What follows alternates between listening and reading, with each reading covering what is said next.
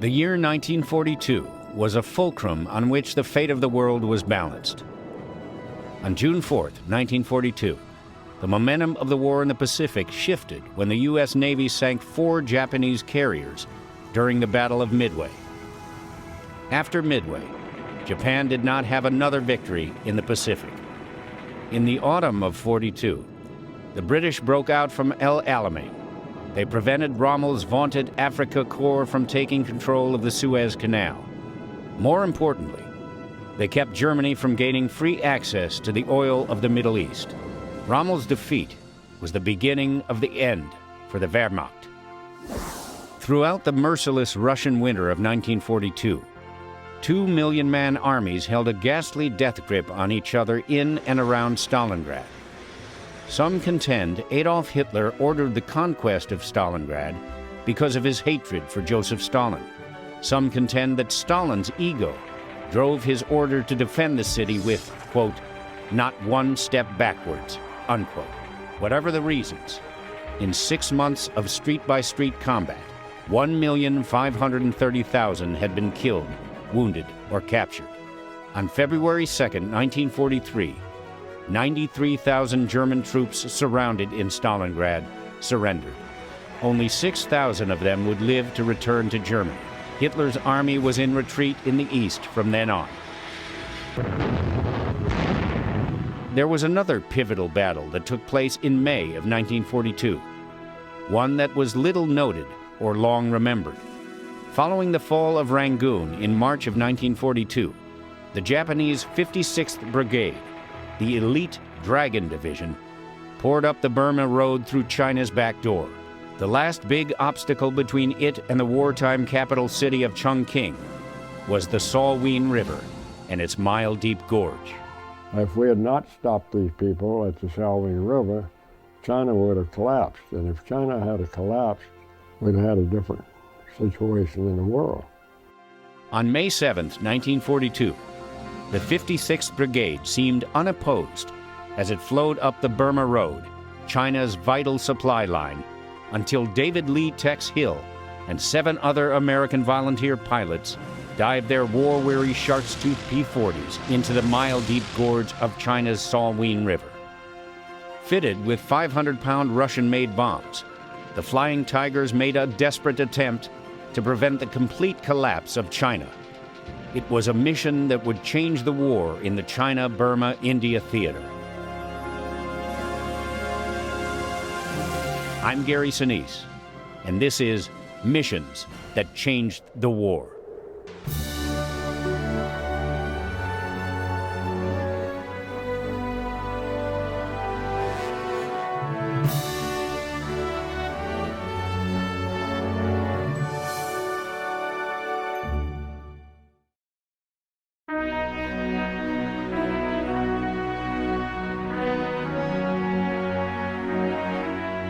In a sense, David Lee Tex Hill and the 20th century China he loved and defended grew up together. When Tex was born on the Korean Peninsula on July 13, 1915, the modern Republic of China, formed after the fall of the Qing dynasty in 1912, was a struggling 3-year-old. I was born to missionary parents. I was born in Korea, and I was the youngest child, and Daddy's health broke down. He'd been out there a long time, and I was only a year and a half old, so I don't remember a whole lot about Korea. Daddy came back to Virginia, where all of my people are from, and he worked on Grandpa's farm, and then he bought a place himself. And my early recollections there were working out there on the farm. Well, Daddy was a great preacher, and he got his health back and started back into preaching in a little church called St. Elmo there.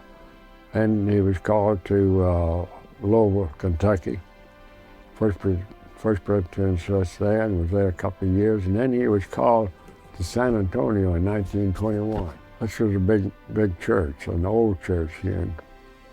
And people just loved Dad, and he built it into the biggest Presbyterian church in the Southern Assembly. One of Dr. Hill's benefits was the use of a church member's home in the Texas Hill Country near San Antonio. Texas, in particular the West Texas of the 1920s, was a place that shaped young David Hill's world ever after. So I say, my earliest recollections, of course, were my family, and my dad was predominantly remembered because he was a great outdoorsman, and he took me hunting and fishing. He was a great fisherman and hunter. And from my earliest days, learned to hunt and fish and live in the outdoors. In those days, living in the outdoors, it wasn't like it is today. I mean, it was primitive. We had our bedding rolls and build a big fire at night and lie down and get up at daylight in the morning. Daddy'd fix breakfast. But that type of life I enjoyed so much, and a lot of my early days I worked on ranches, and I like that type of life, Anybody, I think,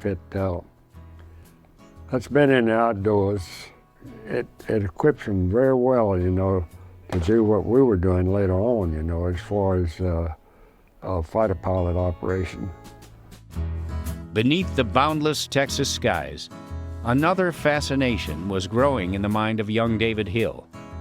When we first came to San Antonio in 21, we had a Korean that came over, and he lived with us, Dr. Moon, Young Nim, and he taught me how to make kites.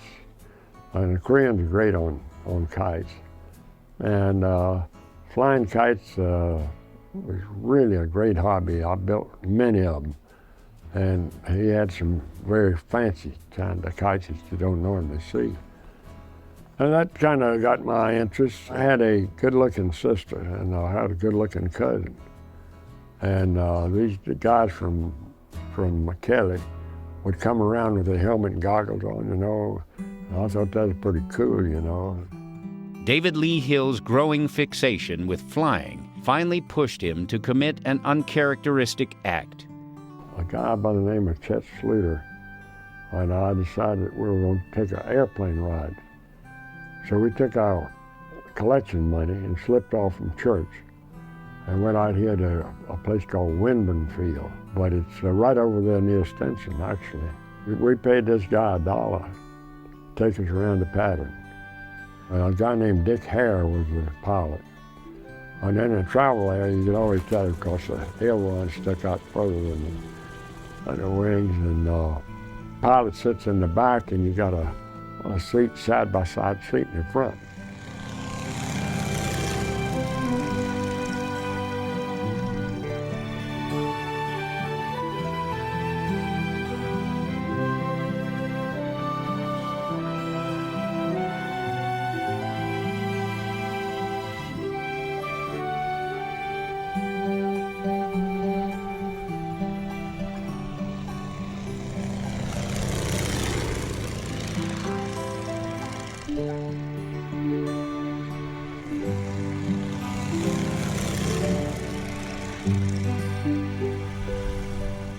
I just remember that it was just a real thrill, and then I began to worry about my conscience taking my collection money on Sunday for an airplane ride.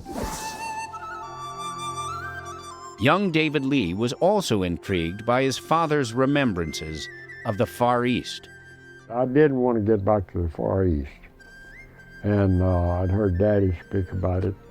Tex Hill would indeed return to the Far East, but as a boy hunting and fishing the West Texas Hill Country in the 1920s, he could never have imagined the circumstances under which he would make the journey.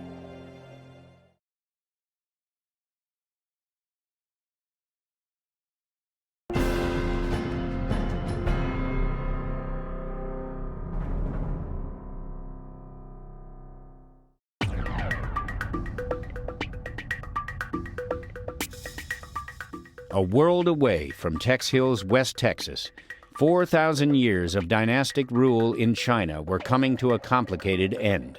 Modern China was born in October 1911 in a military uprising that led to the abdication of China's last emperor. The birth of the Chinese Republic brought with it great promise and great danger. The nation that rose from the ashes of the old Chinese dynasties would, in the next century, shake the world, not once, but many times. The people of China have shared a common culture for more than 4,000 years, longer than any other civilization on Earth. The earliest Chinese settled in northern China, in the valley of the Yellow River around 3000 BC. They farmed the fertile river valley, made pottery, wove silk cloth, and used simple wheeled carts. The history of China prior to the 20th century could be characterized as a continual struggle against foreign occupation. The first known dynasty appeared in 1766 BC, the Shang dynasty. New methods of agriculture helped give rise to a highly developed system of king, nobles, commoners, and slaves. With well-organized armies, the Shang kings unified the region and defended it against nomadic raiders. Shang craftsmen worked in bronze and jade. The Zhou overthrew the Shang kings about 3,000 years ago, and the Zhou dynasty lasted for 900 years. Iron tools opened more land to farming and created food surpluses.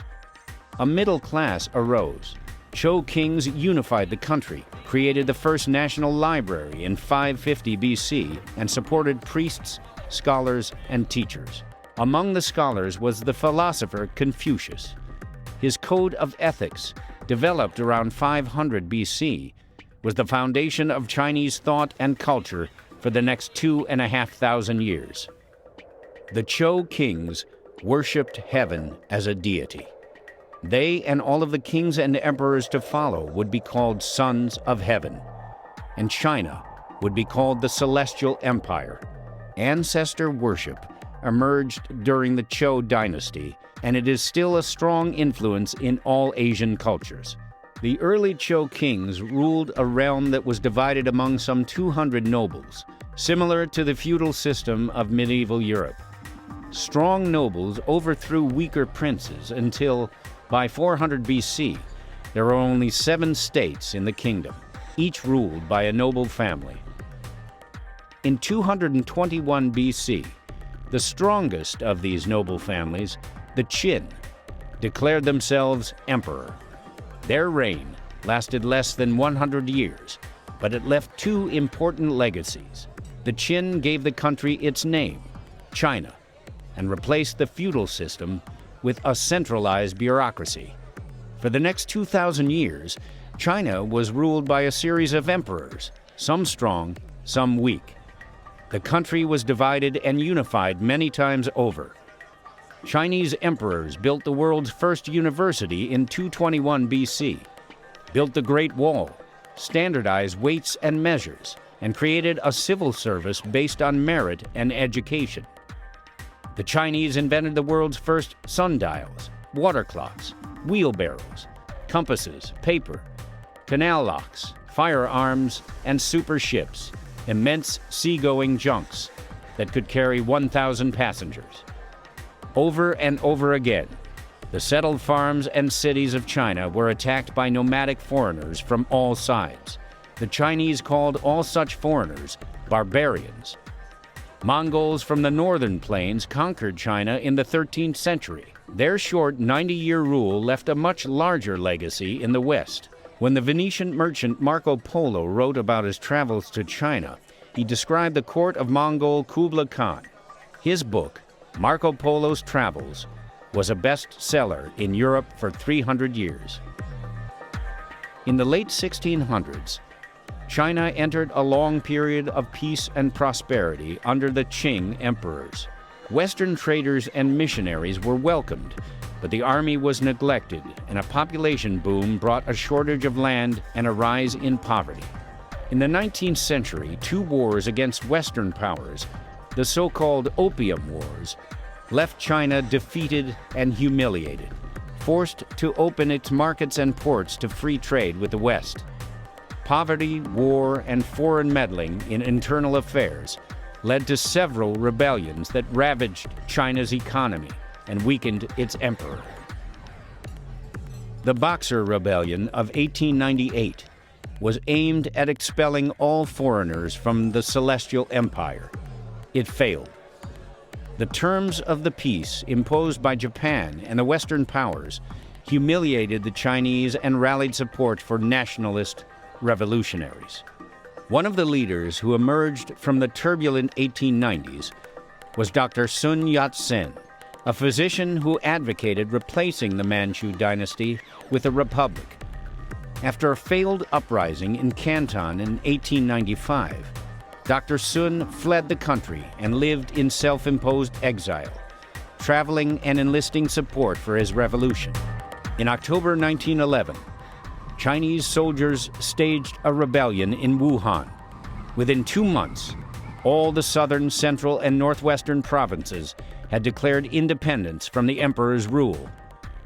In February, the Manchu emperor abdicated peacefully, ending more than 2,000 years of imperial government. Sun Yat-sen returned from exile to lead a transitional government in the new Republic of China. In March 1912, Sun Yat-sen stepped down from the presidency, and Yun Shikai, former commander of the Northern Army, took his place. Several revolutionary groups merged to form the National People's Party, the Kuomintang. General Wan set up a republican government headed by a premier and cabinet. He drafted a constitution and laid plans for a parliamentary election in early 1913. But behind the scenes, Wan had his opponents assassinated and moved to sideline the parliament and weaken the constitution. Less than 3 years after his inauguration, Wan declared himself president for life and began scheming to make himself emperor. But in 1915, Japan exploited the turmoil with a list of demands for special trading rights and other privileges. The resulting crisis shattered Wan's control, and he died in 1916. Finally, in 1921, Sun Yat-sen succeeded in forming a new Republican government. And in 1921, David Lee Hill was an impetuous 8-year-old attending Traverse Elementary School in San Antonio, Texas. Well, I was always in some sort of trouble. I went to Traverse School, and I remember Miss Berry, who was the principal, she, back in those days, you know, they believed very much in corporal punishment.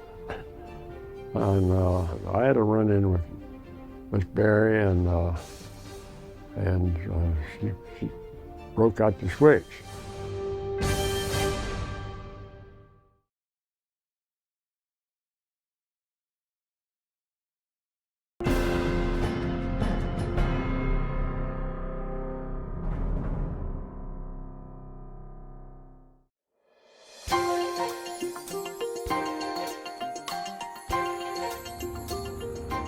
World War I ended with the Treaty of Versailles in 1919. China had joined the Allies in declaring war on Germany. At the peace conference in France, the Chinese demanded an end to foreign treaty ports and other concessions in China. Their demands were ignored, and they felt disillusioned and betrayed. There were angry demonstrations in Beijing and other cities. The government, frustrated with its Western allies, turned to Russia for help. The Communist Party of China, led by a peasant named Mao Zedong, held its first conference in 1921, but it was so small that the Soviet Union gave its support to Sun Yat-sen's Kuomintang, or KMT. Soviet aid built up the KMT army. Sun died in 1926, and was succeeded by Chiang Kai-shek. Chiang was born October 31, 1887, to an upper-middle-class family of salt merchants. He would go on to become one of the most powerful and controversial military and political leaders of the 20th century. Growing up in a tumultuous China, racked by military defeats at the hands of foreign powers and civil wars among warlords, Chiang decided to pursue a military career. Ironically, Chiang entered a preparatory school for Chinese students in Japan. the Imperial Japanese Army Academy. It was here that he was influenced to support the movement to overthrow the Qing dynasty and establish a Chinese republic. Chiang returned to China in 1911 to serve as an artillery officer for the revolutionary forces. Over the next decade, with political guile and personal loyalty, he gained Sun Yat-sen's trust. On June 5, 1925, he became Generalissimo Commander-in-Chief of the National Revolutionary Army. In 1926, Chiang launched an expedition to subdue the northern warlords. He accepted Soviet aid but began throwing communists out of the Nationalist Party. By 1928, the warlords were reined in, and the country was once again unified. Chiang continued to suppress the communists. They began organizing in the countryside, and their numbers grew quickly, fueled by anger over the slow pace of land reforms. In late 1931, they declared a separate Chinese Soviet Republic in the south, with Mao as chairman. Chiang began a series of brutal extermination campaigns to destroy the Communist Party, and in Chiang's preoccupation with the communists and disloyal warlords, the expansionist Japanese saw opportunity.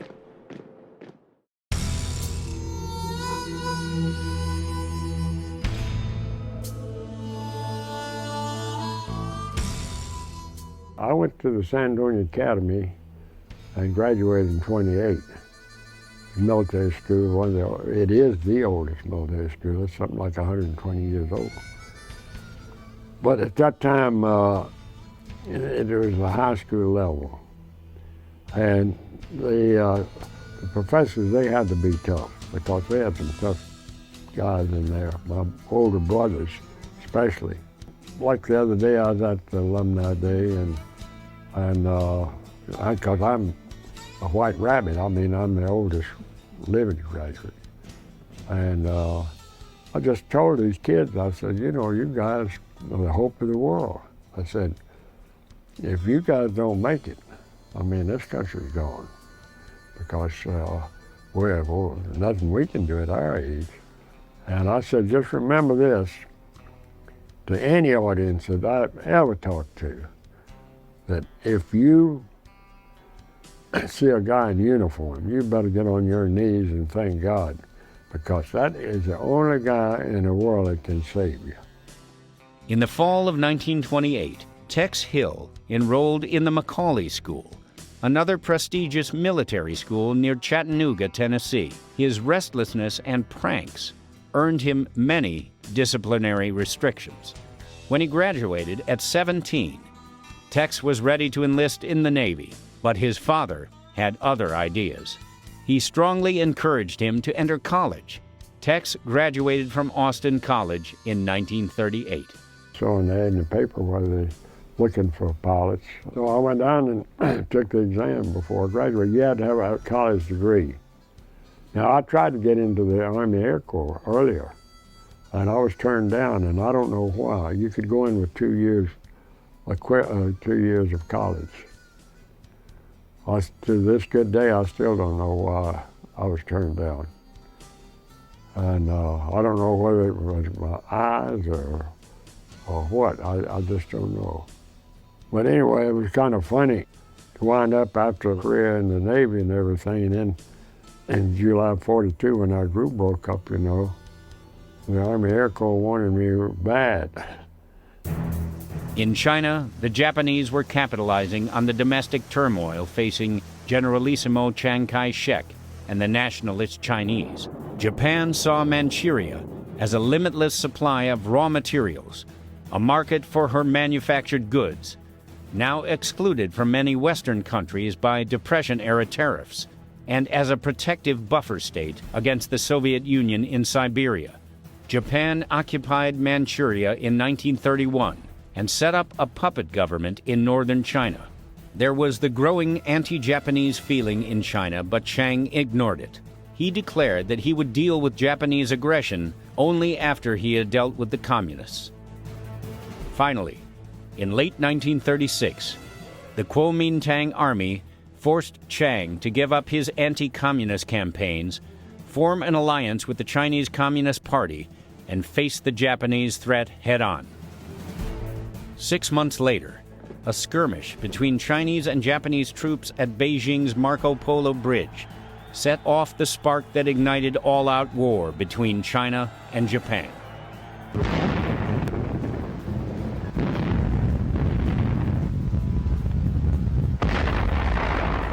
In 1937, when China's resistance to Japanese aggression escalated into the largest Asian land war in history, the military career of Tex Hill was just getting started. The career of an Army Air Corps pilot who would change Tex Hill's life forever was seemingly coming to an end.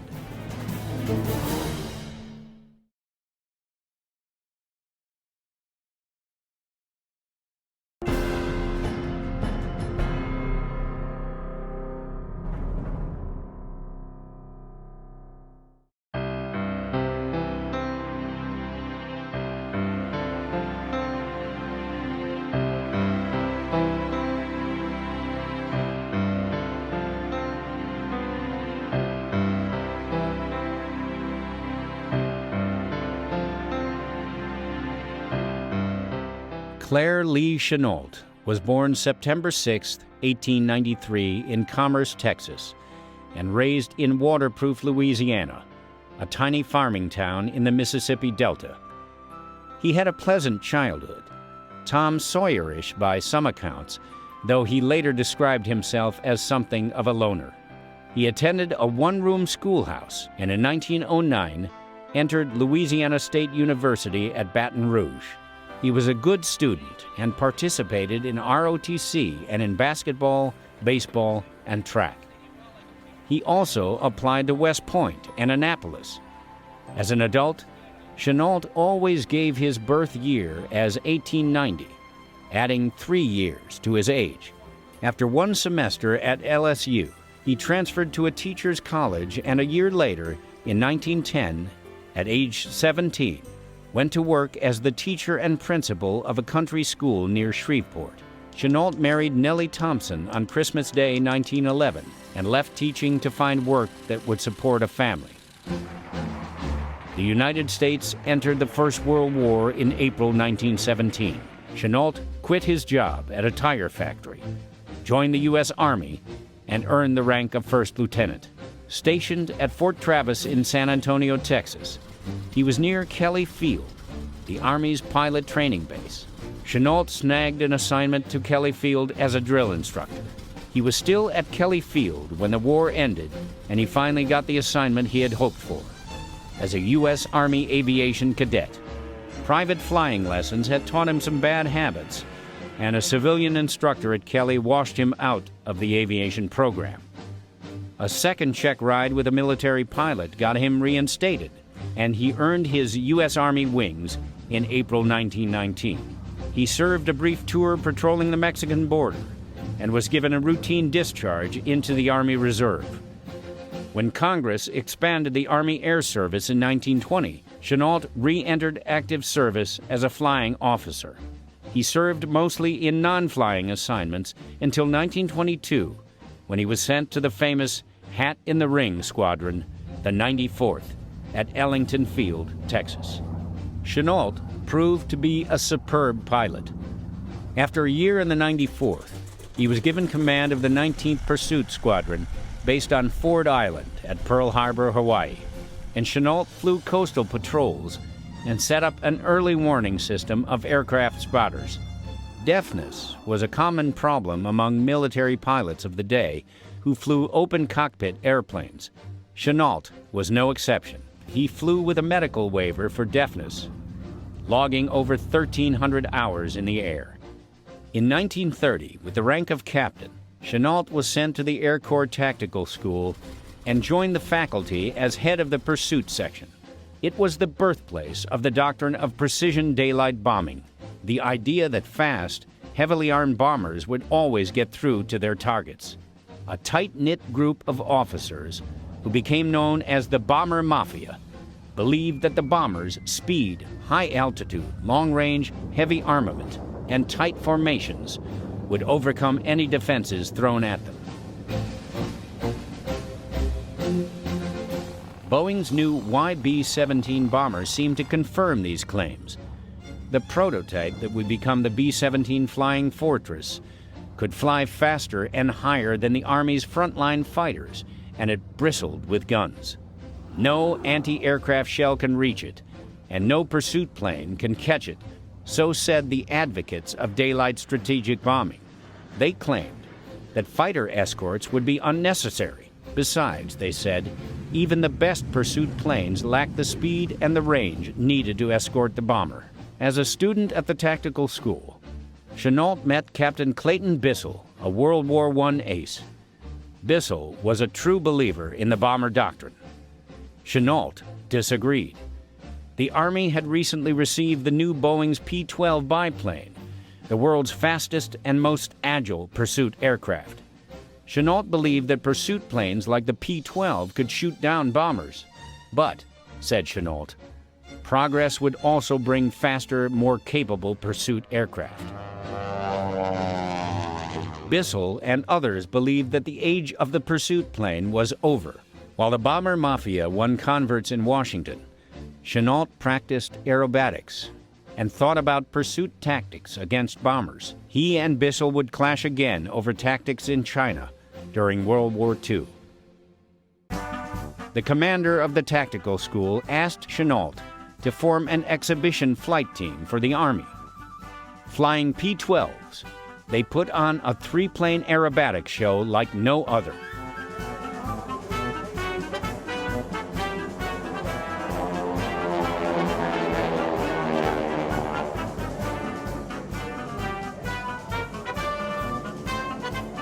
At the team's final performance in late 1935, there were two men in the audience who would later have profound influence on the life and career of Claire Chennault. One was William Pauley, a salesman who represented the Curtiss-Wright Aircraft Company in China. The other was Mao Pang-Chu, a senior officer in the Chinese Air Force. Both men were impressed by what they saw that day. Mao offered to hire all three pilots as flight instructors for the Chinese. Chennault's two fellow pilots accepted the offer and soon left for China. Chennault declined. In Italy, General Julio Douay declared that bomber formations could reach any city and that fighter aircraft would be useless against heavily armed bombers. Douay's ideas became required reading at the U.S. Army Air Corps Tactical School. The U.S. Army's 1931 war games had only strengthened the argument when pursuit planes were unable to catch a single bomber. Chennault's experience on the aerobatic team convinced him more than ever that fighters could shoot down bombers, diving attacks, concentrated gunnery, and teamwork. He argued for better tactics, better communications, and an early warning system that could direct fighters to incoming bomber formations. But in Washington and other places that mattered, the bomber mafia had won the argument. Chennault was seen as a difficult officer, a competent leader who argued too much with his superiors. The funny thing is that Chennault had been right all along about the requirements for fighters versus bombers, and now he's an outcast in his own Air Force. He's given a foreign Air Force in which he could implement it, and his tactical decision was to use the best fighters he could obtain, which in the event turned out to be P-40s, and use their maximum capabilities. And he knew that from observation, he knew what the Japanese strengths were. He had seen the Nakajimas and the Mitsubishis over China, and he knew that they were good airplanes, but that they had certain qualities which could be offset by the qualities of the P-40. So he was playing a winning hand, although it seemed, that it would be hard to define that to begin with. He actually knew what he was doing. He actually knew what tactics to use, and he was able to achieve what he wanted to do. Chennault's health was also a problem. He was active and energetic, but he was flying on a medical waiver for his deafness. And his chain smoking, up to 3 packs of unfiltered Camels a day, was catching up with him. Chennault could see that his military career was effectively over. Promoted to major, he was sent to the 20th Pursuit Group as its executive officer. There, flight surgeons grounded him, then sent him to the hospital. the Army invited him to retire, which he did in 1937. He and Nellie had bought a farm near Waterproof, Louisiana. Nellie was content there, but Chennault was not.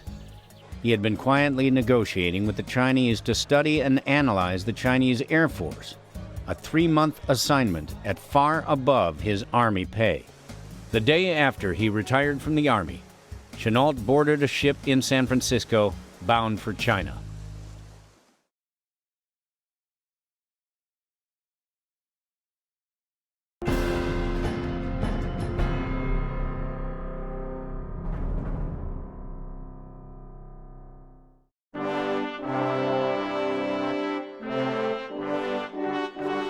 Tex Hill had a date to keep in Appalachia, Florida. He had enlisted in the United States Navy as a seaman second class. Along with 110 other candidates, he was now going to Florida to try to gain acceptance for flight training. I rode a motorcycle down there, going through Louisiana. Those bugs, you hit those goggles and you just have to stop and wipe your goggles off to even see. Never seen anything like it. But I got down to Opelika and they wouldn't let me keep it on the base. And so I went through and made it down there. There were 12 of us out of 110. 10 of us out of that 12 were sent to Pensacola for flight training. I rode my motorcycle back and sold it. I'm sorry, because there's the first 61 Harley. There's a Harley 61, it's the first one that came out that had the overhead valves on it. I think they called it a knucklehead. That bike was, today would be worth a lot of money. And at Pensacola, the training was probably the best in the world. We had almost 13 months training. And when you came out of there, well, you're qualified to do anything. And you're ready to go to the fleet. Tex's training was thorough and intense. There was 55 hours of aerobatics and gunnery in an F-4B-4, then primary seaplanes, the N-3N on floats, then to Squadron 3 and Steerman's, then to instrument and fighter training. And in training, Tex showed the characteristic self-confidence that would later make him an Air Force legend. You know, everybody, always sweating. Wondering where you're going to pass these checks or not, because a heck of a lot to do with the instructor. Or they can teach you to fly, because then they got other check pilots that are going to check you. But I've always, had confidence in myself on that. I mean, I know what I can do and what I can't do. like this old friend of mine gave me some sage advice. He said, Tex, don't ever lie to yourself. Yeah, I went to the Saratoga and I was flying TBDs. I never will forget when I reported on board, there was a guy took me in hand by the name of Bob Dosey. He had been in a much earlier class back when they had cadets. On my orientation ride, good God, he was looping that damn thing and doing rolls in it. And boy, I'll tell you, to wash that real fast. If you'd have done anything like that, at Pensacola with that airplane. Through it all, Tex held his desire to return to the Far East of his birth. I had no problems, but I did want to get back to the Far East. And I'd heard Daddy speak about it as a missionary, and I wanted to get back over there. And we had a heavy cruise over there called the Houston. The Navy was real good about letting you make a transfer. Well, I'd put in for a transfer to the Houston. Well, fortunately, it didn't go through. Houston got sunk. I was transferred to the East Coast to the Ranger flying SB-2U dive bombers. It was kind of interesting because we actually were involved in war before we really were. And the way we were involved, we were operating out of Bermuda, where these convoys would make up. The Brits had a task force that would escort the people and kind of shepherd them, the convoys going over with supplies. As fate would have it, Tex Hill would indeed be involved in the war before we really were, but it would not be as a member of the U.S. Navy, and he would return to the Far East. Unbeknownst to Tex, half a world away, an aviation visionary who had been driven out of his own Air Force was busy readying his accommodations. We were stationed in Norfolk and walked into the ready room, and there's Gus Whithelm. He said, "Here's some guys that'll go with you." He was our operations officer. We didn't even know what he was talking about, you know. And he introduces us Commander Irvine. He said, Commander Irvine said, "We're looking for volunteers to keep the Burma Road open so supplies can flow into China." And we didn't even know what Burma was. He pulled a big map. This is Burma, this is Burma Road, supplies going on up into China. So I was anxious to get back anyway. But Ed Rector and me and Bert Crispin, and there was 7 of us off that carrier that wanted to go.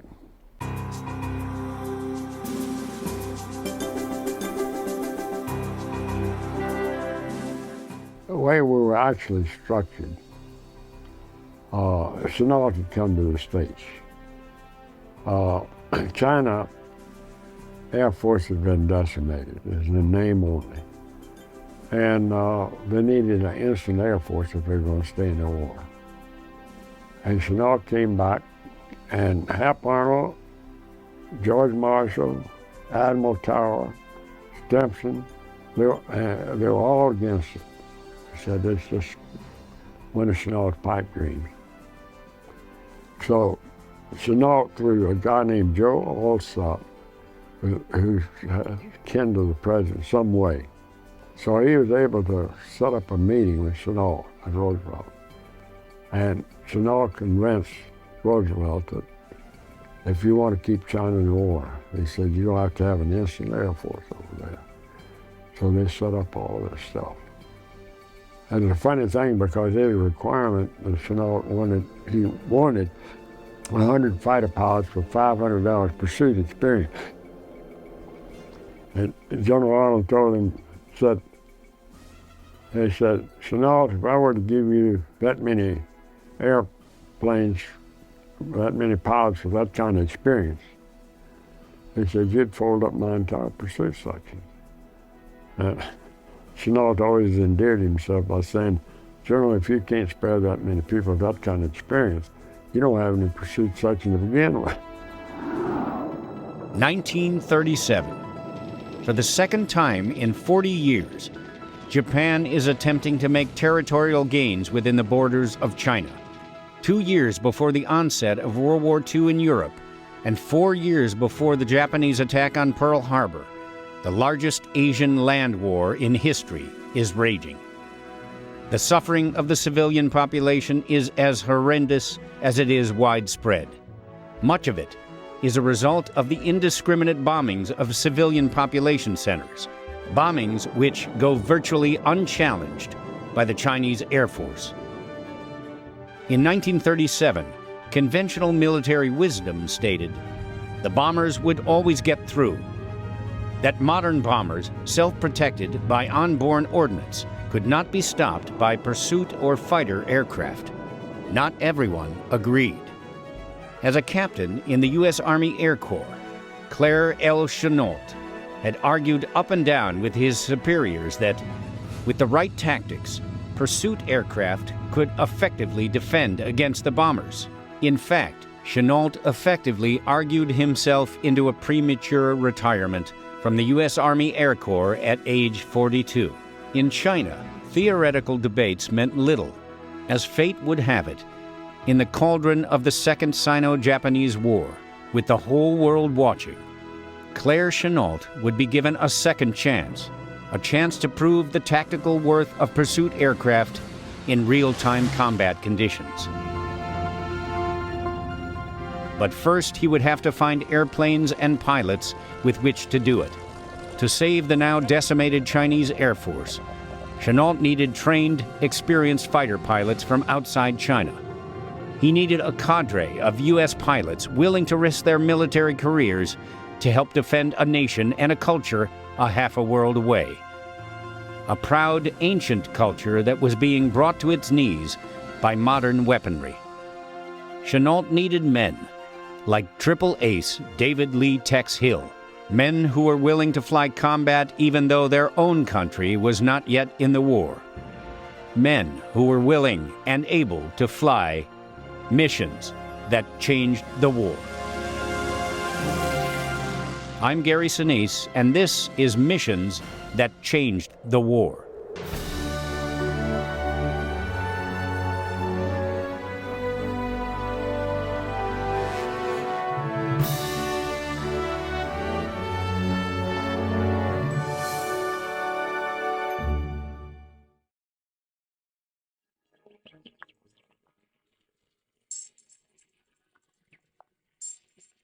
Well, I think he would have walked through fire for General Chennault. He just almost idolized him. He respected him so and believed in him so that he would have done anything he asked him.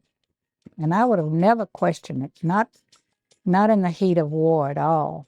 I don't think people felt that way. I certainly never did. He just exudes confidence. I know that I was impressed by if it told me to go through that wall, I'd go. The day after he officially retired from the Army, Claire Chennault, who had been quietly negotiating with the Chinese a 3-month assignment to analyze the Chinese Air Force, boarded a ship in San Francisco bound for China. Just a few days earlier, aircraft from the German Luftwaffe had bombed the city of Guernica, Spain, in support of the Nationalist troops of Francisco Franco. The raid killed hundreds of civilians.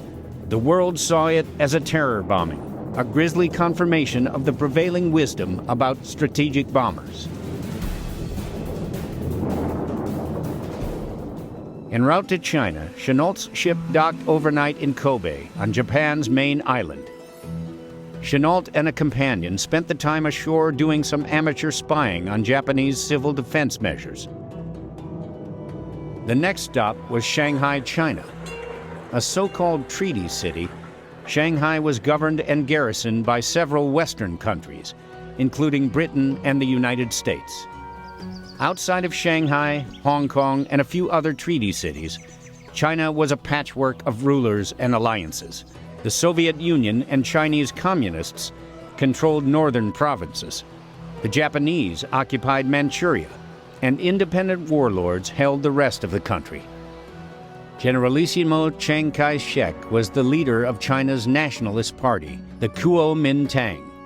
But his rule was limited to the Yangtze River Delta in central China.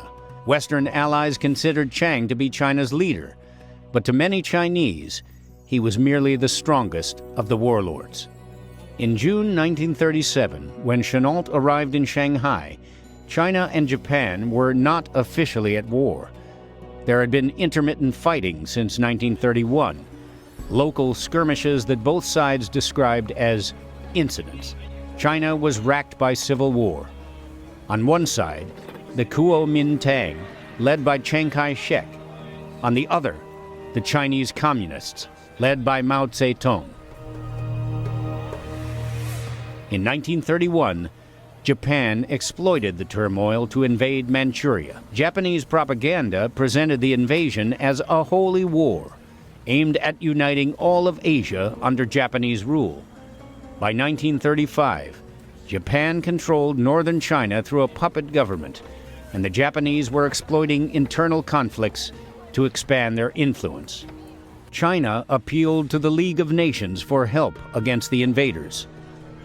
The League issued a weak condemnation of Japan's invasion of Manchuria, but appeasement was the policy of the day, and no other country was willing to intervene in any meaningful way.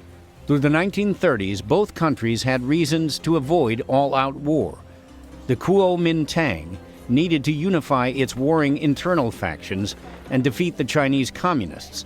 The Japanese wanted to avoid any foreign intervention, especially by the United States. In Shanghai, Chennault was introduced to Madame Chiang Kai-shek. The Generalissimo's young, charming, and beautiful wife was raised in the U.S.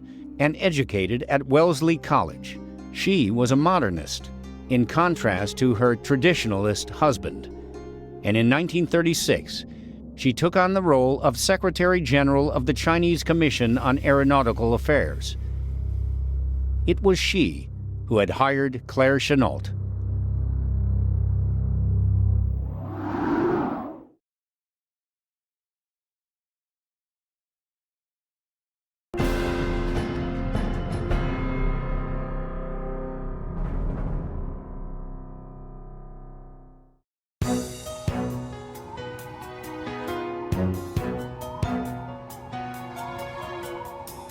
In 1937, Claire L. Chennault, a recently retired captain in the U.S. Army Air Corps, traveled to China for a 3-month assignment to evaluate the Chinese Air Force for Generalissimo Chiang Kai-shek and the head of the Air Force, his wife, Madame Chiang. After meeting Madame Chiang in Shanghai, Chennault traveled to Nanking. Chennault met with General Chao Chi-jo, commander of the Chinese Air Force, the CAF. Chao's Italian advisor, General Silvio Scaroni, also briefed Chennault.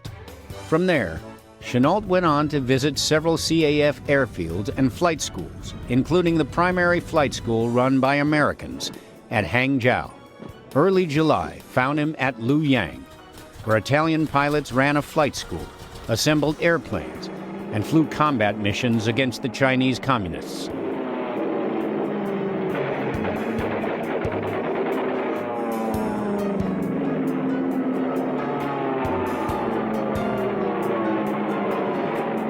On July 7, 1937, the Imperial Japanese Army stormed the Marco Polo Bridge, a key access point to Beijing. Prior to this incident, the Chinese central government had pursued a policy of first internal pacification before external resistance. But this incident marked the breaking point of Japanese aggression. It was time to focus first on the foreign enemy. Chiang took direct command of the Chinese Central Government Army and Air Force. Full-scale war was now at hand. Claire Chennault immediately offered his services to the Chinese. He was sent to Nanchang, a dusty city in China's interior, to train the CAF pilots for war. On July 23, he sent a discouraging report to the Generalissimo on the CAF's readiness for combat. Its warplanes included 100 obsolete Curtiss Hawk biplanes, 21 Italian, German, and American-built bombers, and 10 Boeing P-26 fighters. Its pilots were poorly trained, barely able to handle docile trainers, much less frontline fighter planes. The Chinese Army's combat readiness was not much better. With very little military-industrial strength, China had few armored forces and no mechanized divisions. Still, Chiang knew that to win international support, he had to prove that his armies could fight. Chiang struck back at the Japanese at the port city of Shanghai. The Japanese cruiser Izumo was anchored there, providing artillery support for the invaders. The Chinese Air Force, with Chennault as advisor, was ordered to silence Izumo's guns. The air attack was a disaster. The Chinese bombardiers failed to adjust and dropped most of their loads on the city, killing some 3,000 civilians. The fighter pilots that Chennault was training had a better day. From Taiwan, the Japanese sent 18 Mitsubishi G-3M Nell bombers to hit Chinese airfields. Chinese fighters jumped them at Hangzhou, destroying 3 with no losses of their own. The next day, another 16 Nell bombers attacked Nanking. They were unescorted, and the Chinese fighters downed 4 and damaged another 6.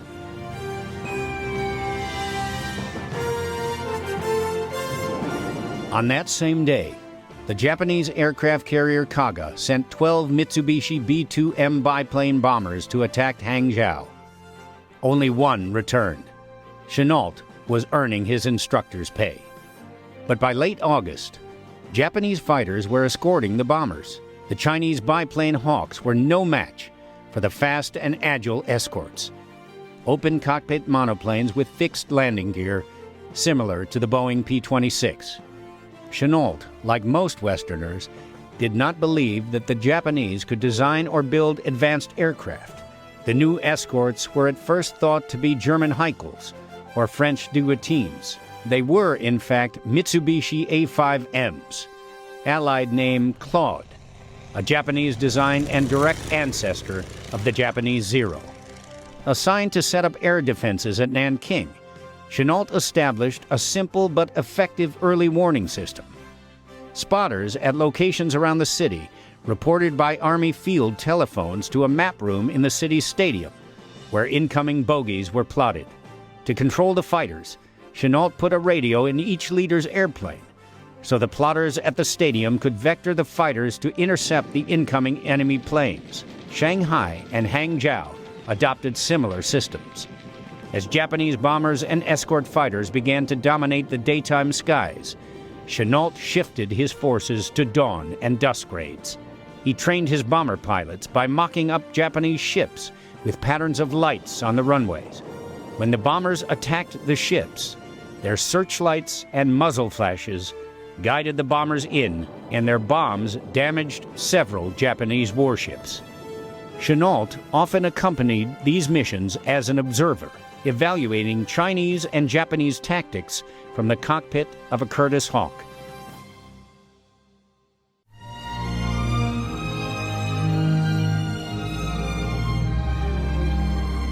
The Imperial Japanese Army captured Shanghai in November 1937 at the cost of 250,000 casualties. The capture of Shanghai opened the way to Nanking, China's former capital city. Nanking fell on December 13th. Japanese troops entering the city embarked on a bloodbath known as the Rape of Nanking. Hundreds of thousands of civilians and disarmed Chinese soldiers were murdered, and between 20,000 and 80,000 Chinese women were raped by Japanese soldiers in 6 weeks of terror in Nanking.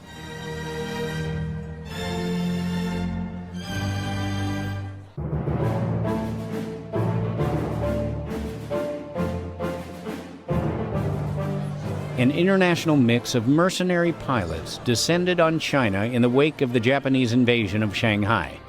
Idealists, thrill-seekers, out-of-work airline and airmail pilots, most of them claimed combat experience in World War I.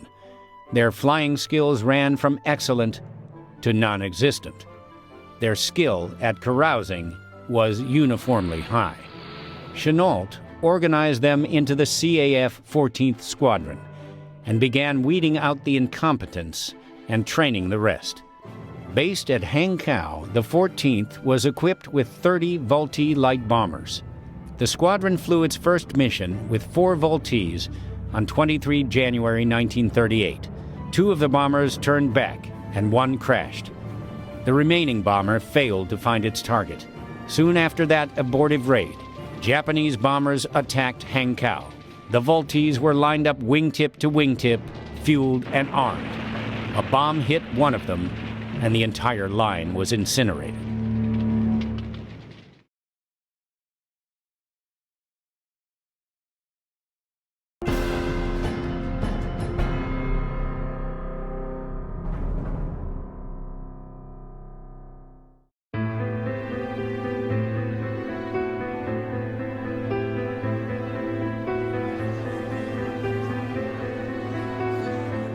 Chiang was frustrated with his German and Italian advisors, and he sacked them. He was sorely in need of serviceable airplanes and competent pilots. Rebuffed by the Western Allies, he turned to the Russians. In exchange for Chinese raw materials, the Soviet Union provided more than 300 aircraft, battle-proven I-15 and I-16 fighters, and twin-engine Tupolev SB bombers. Arriving in China over the winter of 1937-38, half the Russian airplanes came with their own pilots and mechanics. The rest were turned over to CAF units and crews. The Japanese protested to the Soviet Union, which ignored the complaints. The United States, more sensitive to neutrality issues, tried to convince American pilots to leave China and stopped others from entering. Other Western nations followed suit. Soon, nearly all the pilots defending China against the Japanese were Chinese or Russian. The Russians did not like or trust Chennault. He was sending regular reports to Washington on Japanese airplanes and tactics. As the Russians suspected, he was also reporting on their strengths and weaknesses.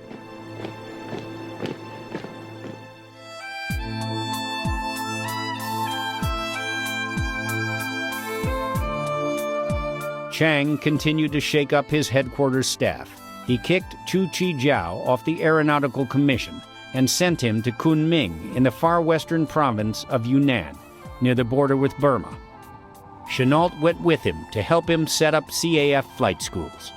Chennault was not happy in Kunming. He was no longer part of Chiang's inner circle, and his health suffered in Yunnan's damp, chilly climate. But with the help of 18 other Americans, he set up primary, intermediate, and advanced flight schools around Yunnan province.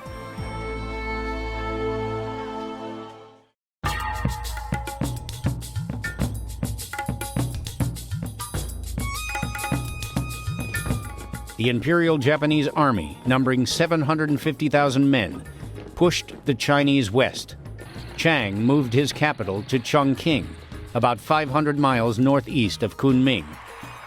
Japan could never have conquered all of China. The Chinese could have just kept retreating, and there would never have been enough Japanese available to control the areas. And the Japanese were not interested in doing that. They were interested in controlling the areas that had resources that were useful to them, the ports and the arable areas. As they retreated, the Chinese burned bridges, tore up roads, and blocked rivers behind them. The two sides settled into a stalemate, their armies separated by a 100-mile-wide no-man's land. Chongqing, a city of 200,000, swelled to 1 million souls as Chinese soldiers, officials, and refugees poured into it. In frustration, Tokyo ordered massive bombing raids against Chinese cities. In the world's first major bombing campaign against civilian targets, Imperial Japanese Army and Navy planes hit every major city in China and left millions of Chinese civilians dead, injured, and homeless. It was probably counterproductive. It probably caused more ill will against the Japanese around the world than they gained from doing the bombing. But the Japanese at the time, if they had a weapon, they liked to use it. Chiang avoided any full-scale land battles. His troops were poorly trained, poorly equipped, and often badly led. Warlords, whose loyalty to the Nationalist government was in doubt, commanded many of his divisions. Chiang preferred to let his allies beat the Japanese, while he held back his own troops, saving them for a later fight against the Chinese communists. Chinese units did wage a brutal guerrilla war against the Japanese, and despite terrible losses, Chinese morale remained high.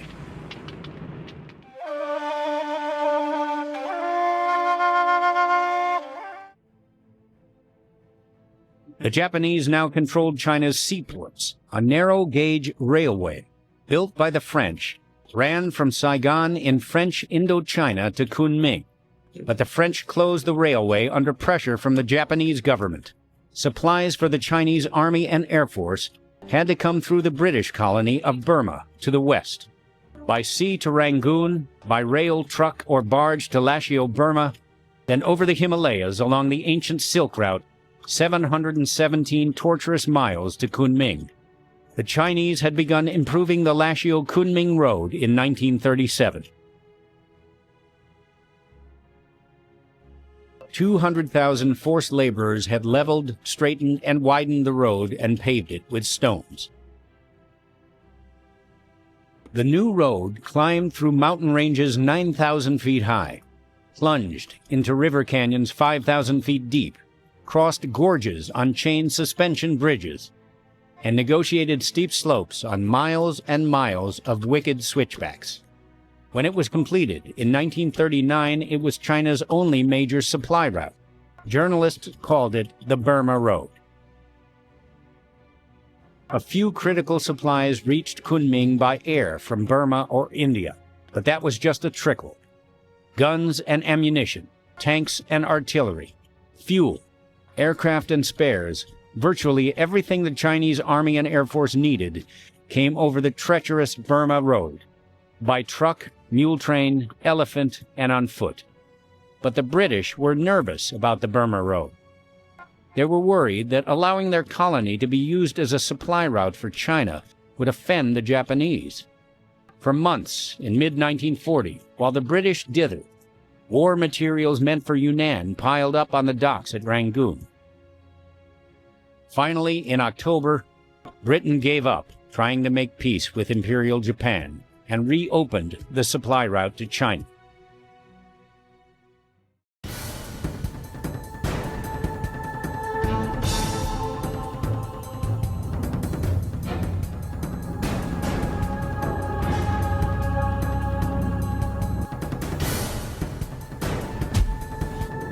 In the spring of 1940, Hitler's Wehrmacht swept through Denmark, Norway, Holland, Luxembourg, and finally France. A British army sent to oppose the Germans was driven back to the beaches of Dunkirk, and a hasty retreat to England.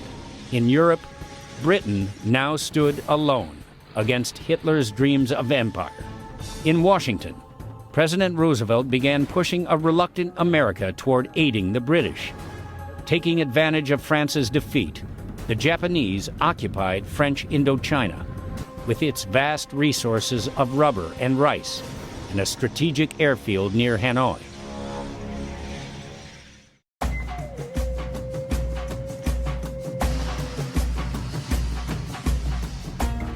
By the summer of 1940, the Japanese were making daily bombing attacks on Chinese cities. Nearly 100 bombers hit Chongqing alone each day.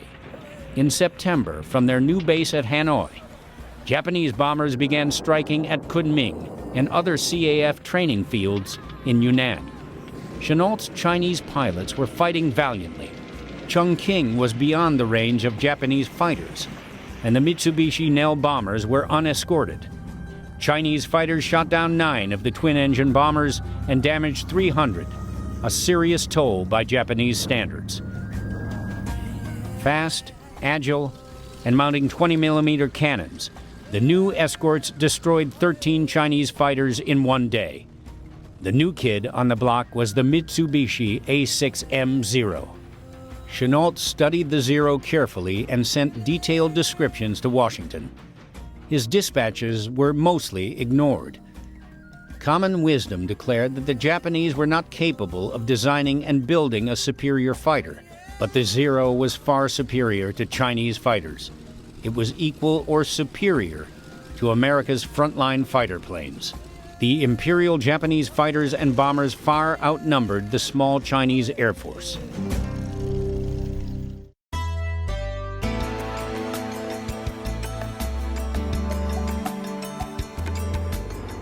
The Generalissimo and Madame Chang began pressuring the United States to provide high-performance aircraft and skilled American pilots to defend China.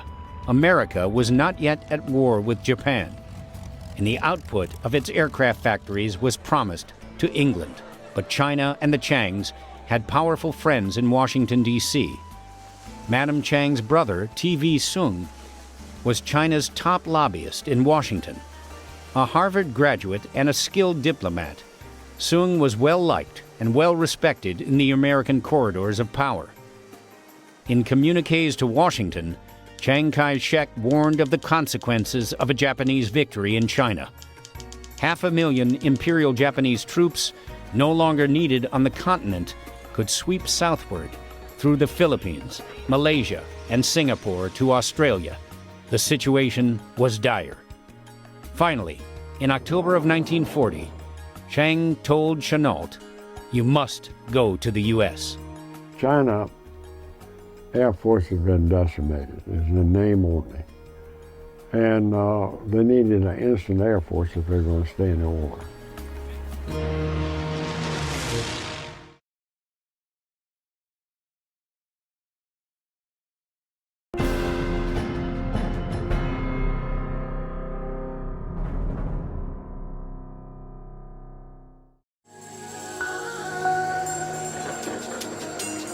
Chennault went personally to General George Marshall, U.S. military chief, to secure Marshall's support for military aid.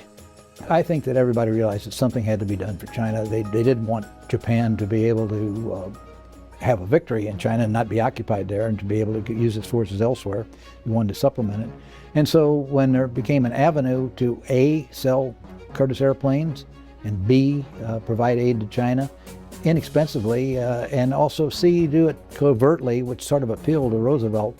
With the help of several influential Americans, including Treasury Secretary Henry Morgenthau, soon arranged to buy more than 300 American-built aircraft for China. Britain agreed to release its claim on a shipment of Curtiss P-40 Tomahawk fighter planes in return for a more advanced version of the P-40. And in December, the deal was approved. 100 Curtiss P-40s to China by spring. Soon also lobbied for Boeing B-17 bombers, but Army Chief of Staff General George Marshall said no. The B-17s would go to England. They had hoped for, substantial amounts of airplanes. I think 500 airplanes was their goal. They finally wound up with, I think, less than 100, slightly less than 100, and those were not all immediately assembled. They got a few odds and ends, some faulty P-66s and a few other things that came in that were not useful to them. But as it turned out, he got enough P-40s that he could equip the AVG, but more importantly, he got the pilots. To persuade the Chinese to buy the P-40s the U.S. was offering, Chennault took a Chinese delegation to Bowling Field near Washington, D.C., where, ironically, a young John Allison demonstrated the airplane with a show of aerobatics. The irony is, it was the same John Allison who would later win the Silver Star in the CBI Theater, flying for Tex Hill in the 23rd Fighter Group. Tex Hill was one of the outstanding individuals. Tex was a very brave individual, lots of courage, also a good head for what was going to happen and what we wanted to happen and the best way to go about it. So I flew with Tex frequently in the setting up of missions, and then I flew with him also as a member of his fighter team. So I got to know him very well. He was completely honest, tried to do what Chennault wanted to do the way Chennault wanted it done. And the Chinese official said, we need 100 of these airplanes. And Chennault said, no, you need 100 men like this. The China lobby also persuaded President Roosevelt to allow Chennault to recruit pilots and ground crews from the U.S. Army, Navy, and Marines. They made a decision that they would allow American flyers, military pilots, resign their commissions and become part of a volunteer group that would become a sort of foreign legion. And I think in the back of everybody's mind, there's the Lafayette Escadrille was there as an example. And Chennault came back. He'd been out there since 1937. He came back, and Hap Arnold, George Marshall, Admiral Tower, Stimson, they were all against it. They said, it's just one of Chennault's pipe dreams. American generals and admirals opposed any recruitment of their personnel, and Chennault was almost arrested at one naval base when he arrived to recruit pilots and mechanics. But letters signed by the military chiefs of staff were Chennault's trump cards, and the project went ahead. In December, Chennault also briefed Marshall personally about the Japanese Zero. Marshall was concerned. Chennault described a plane that was better than anything in the American arsenal. The general passed the information to the State Department, and to military commanders, but it was scoffed at or ignored.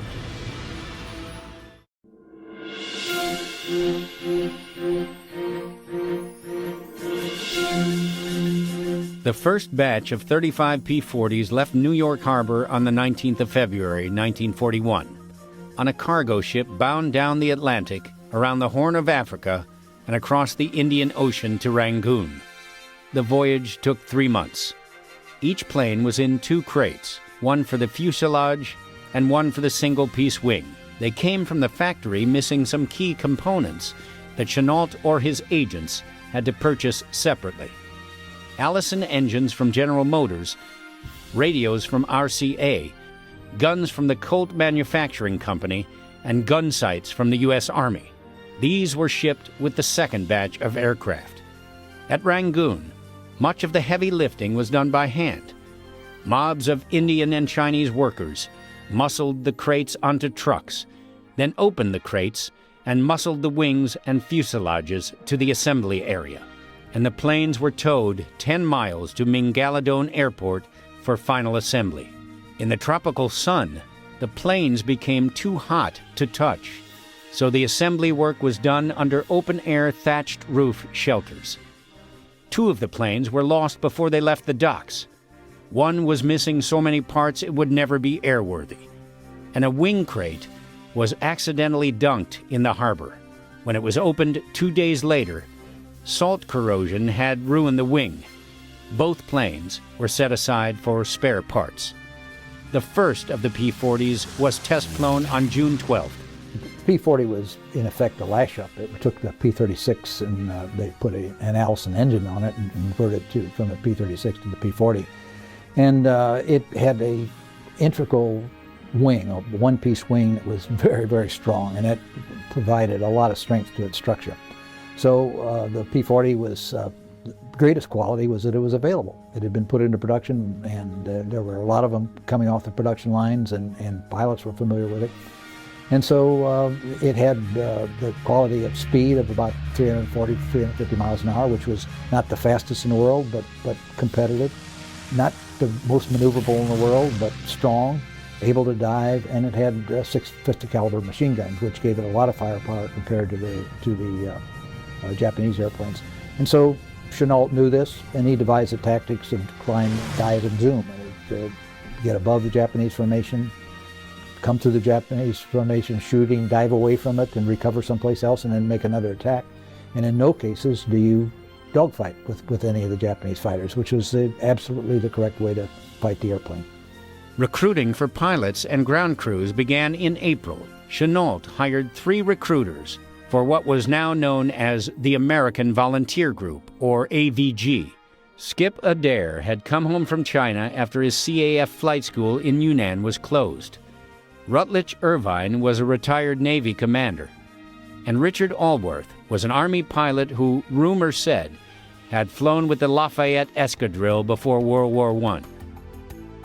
Officially, the Central Aircraft Manufacturing Company, CAMCO, set up by William Pauley of Curtiss Aircraft as a front for aid to the Chinese Air Force, hired AVG personnel. CAMCO's employment contracts were masterpieces of ambiguity. Pilots were offered $600 a month, $675 for flight leaders, plus a vague promise for a $500 bonus for every confirmed kill. Ground crewmen were offered $300 a month. These pay rates were far above U.S. military pay. But we loaned the money to the Chinese, and they contracted with CAMCO to buy the airplanes, to pay the whole thing, to fund the whole operation.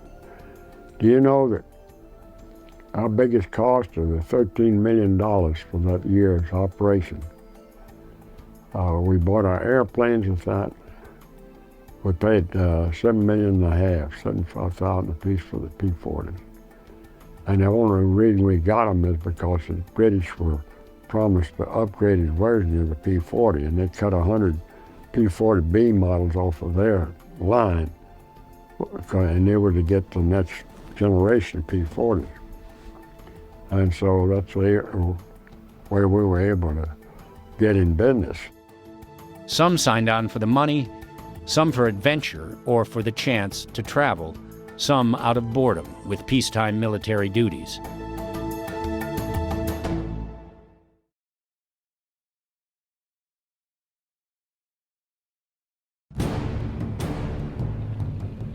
War with Germany was looming, and some pilots signed up for China because they believed fighting the Japanese would be less dangerous than fighting the Germans.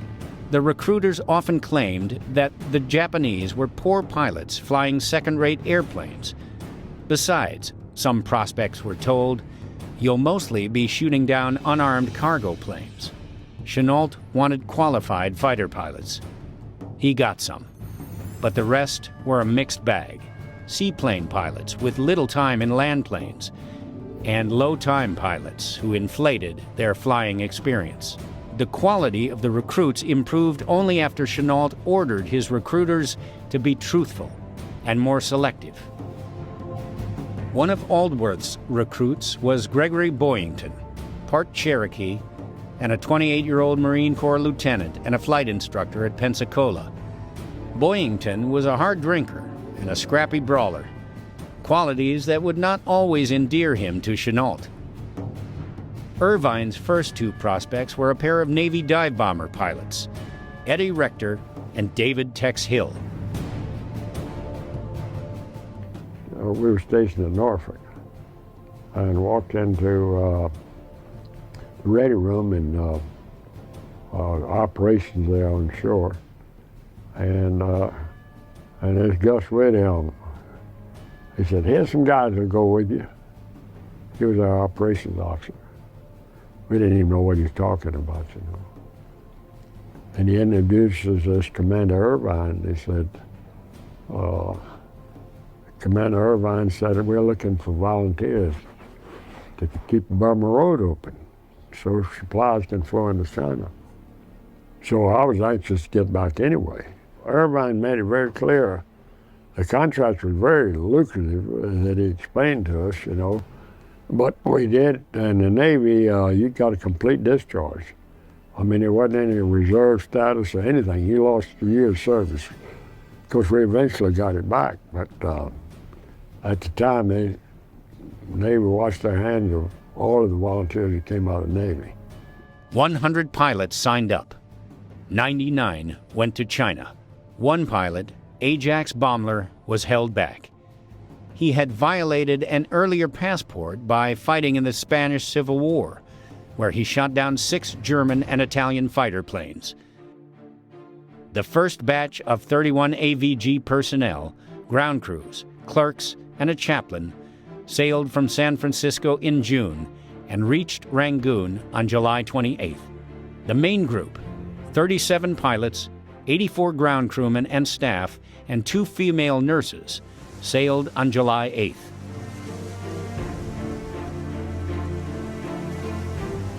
And I was on the second boat on the Bloemfontein. And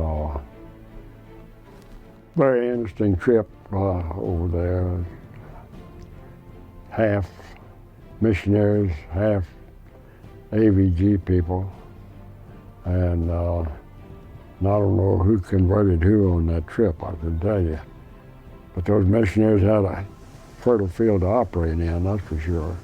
And we met a couple of heavy cruisers in Salt Lake City and the Northampton.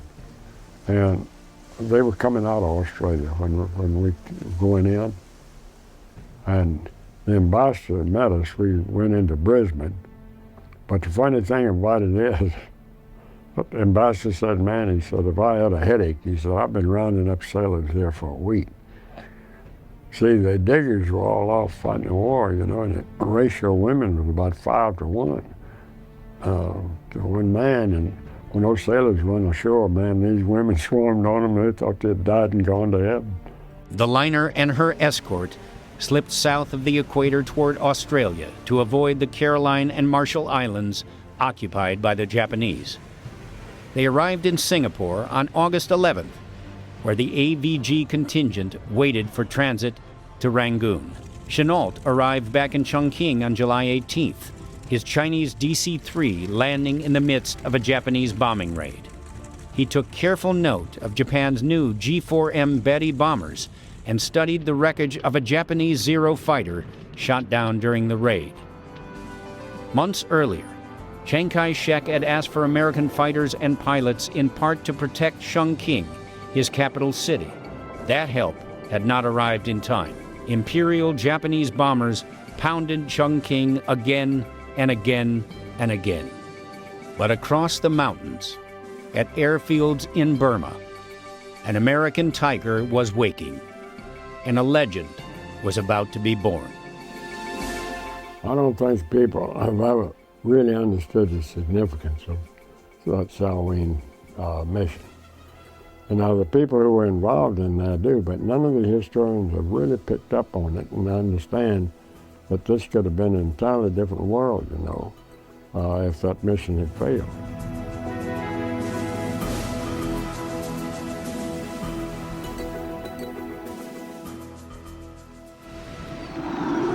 Summer 1941. The eyes of the Western world are on Europe. German armies had overrun much of the continent. President Roosevelt signed the Lend-Lease Act to aid Britain, which stood alone against Hitler's ambitions. The Western Allies paid little attention to events in Asia. Desperate for natural resources, especially coal and oil, Japan invaded Manchuria in 1931. Its occupation gradually spread into Greater China until 1937, when a skirmish at Beijing ignited a full-scale war. Imperial Japan's well-trained and well-equipped armies and air forces swept aside the Chinese defenders to occupy all of China's ports and major cities. The Nationalist Chinese government, under Generalissimo Chiang Kai-shek, retreated to Yunnan province in far western China. In 1939, Japan invaded Indochina for its rich deposits of coal and oil. If China fell, all of Asia and the Western Pacific might fall to the Japanese sword. That year, Madame Chiang Kai-shek hired Claire Chennault, a fighter pilot recently retired from the U.S. Army Air Corps, to train and lead China's struggling and outdated air forces. In Washington, war with Japan was looking increasingly likely. President Roosevelt gave Chennault permission to recruit 100 U.S. Army and Navy fighter pilots, along with ground crews, to fight for China as the American Volunteer Group, or AVG. Under provisions of the Lend-Lease Act, Chennault was given 100 P-40 Tomahawk fighter planes, just rolling off the Curtiss Wright assembly lines. Living and working at primitive jungle airstrips, enduring shortages of planes, pilots, and supplies, and fighting against a vastly superior enemy, the AVG Flying Tigers would give the Japanese a series of staggering blows that would tip the balance in the war in China. I'm Gary Sinise, and this is Missions That Changed the War.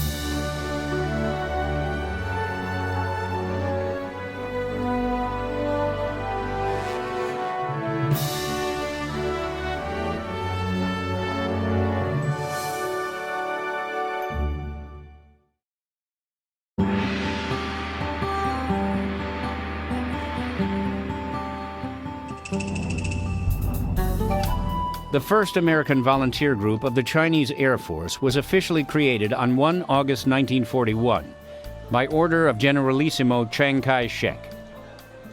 Pilots and ground staff began arriving in Burma from the States in early August by ship to Rangoon, then on the narrow-gauge Burma Railway to Kai-daw Field at Tonggu, 175 miles north of Rangoon.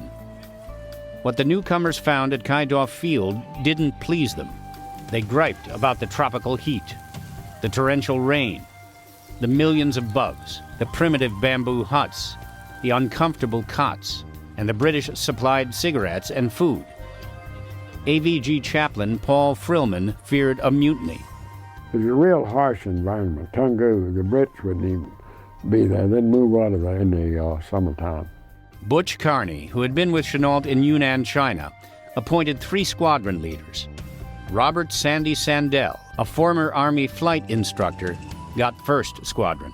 2nd Squadron went to Jack Newkirk, a Navy fighter pilot from the carrier Yorktown. Arvid Olsen, a veteran P-40 pilot, got 3rd Squadron. Each squadron leader chose 12 pilots. Newkirk chose mostly Navy flyers. Olsen picked only Army pilots. With more pilots filtering in through August and September, Chennault began the task of turning them into an effective fighting unit. He established what came to be called Chennault's Kindergarten. Daily classes on geography, jungle survival, and most importantly, on tactics. Training curriculum would be 60 hours of lecture, tactical lectures, and 60 hours of familiarization in the P-40. And of course, the Navy guys, we'd flown nothing but round engines, so, it was a challenge on the checkouts on those. Forget everything the Army Air Corps has taught you about fighting, Chennault told the men. Instead, they were to adopt the battle-proven tactics used by the RAF in Britain. That meant 2-plane formations against fighters for maneuverability and mutual protection, and a 3-plane flight for firepower against bombers. The Japanese planes turn much faster than our Tomahawks, he told them. Never get into a turning fight with the Japanese. Hit their formations from above, out of the sun, to scatter and confuse them. Then pick them off one by one, he told them. These were the tactics the Japanese would try to use against the Americans, as described in a captured Japanese training manual. Japanese pilots, he told the men, were well trained and disciplined. They knew how to fly, and they knew how to shoot. But they could be beaten by hit-and-run diving attacks. One of the characteristic things of all the leaders of all the air forces of the world, for the most part, was that they're wrong about almost everything they did. But you had a few people, like Claire Chennault and a few others, who had a journeyman's view of the problem. They looked at it not from some abstract WWII point of view, but from the standpoint of, I've got a tool in my hand, how do I use it? And if you were as an experienced fighter pilot, as Claire Chennault was, you knew exactly what climb and dive tactics would produce, you knew what turning tactics would produce, and you knew what the airplane in your inventory would produce. So he looked at the P-40 and he knew it was not a dogfighter, and he tailored his tactics to it, and it served beautifully. He obviously knew a hell of a lot about the Japanese tactics, because after observing them in these tactical lectures, he was able to impart the things to us that is what really made us, were the tactics that he taught us. You see, the people down in the Pacific, they had the same airplanes we had, but they lost practically all of them. And the reason they did is because they did not use the tactics that Chennault taught us. And those tactics were sent back to the War Department, but they never disseminated to those guys down in the Pacific. But they were very simple, and I guess they thought they were so simple it didn't mean anything. Back in the States, some of the recruits had been told that they would mostly be shooting down unarmed Japanese transports. Some of them signed on with the AVG because they thought that fighting the Japanese would be safer than fighting the Germans. 2 of the pilots were killed in training accidents in September. At the end of the month, 7 pilots and a crew chief quit and sailed for home.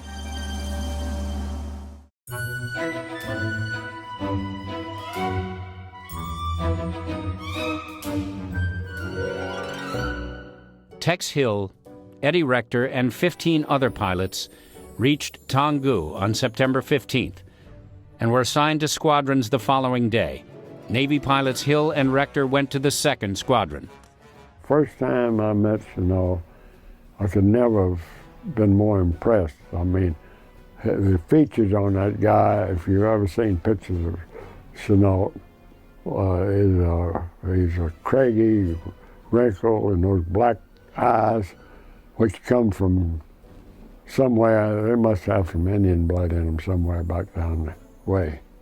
I know he's from French Huguenot background, but anyhow, he's the kind of guy that immediately instills confidence in you. I know that I was impressed where if it told me to go through that wall, I'd go.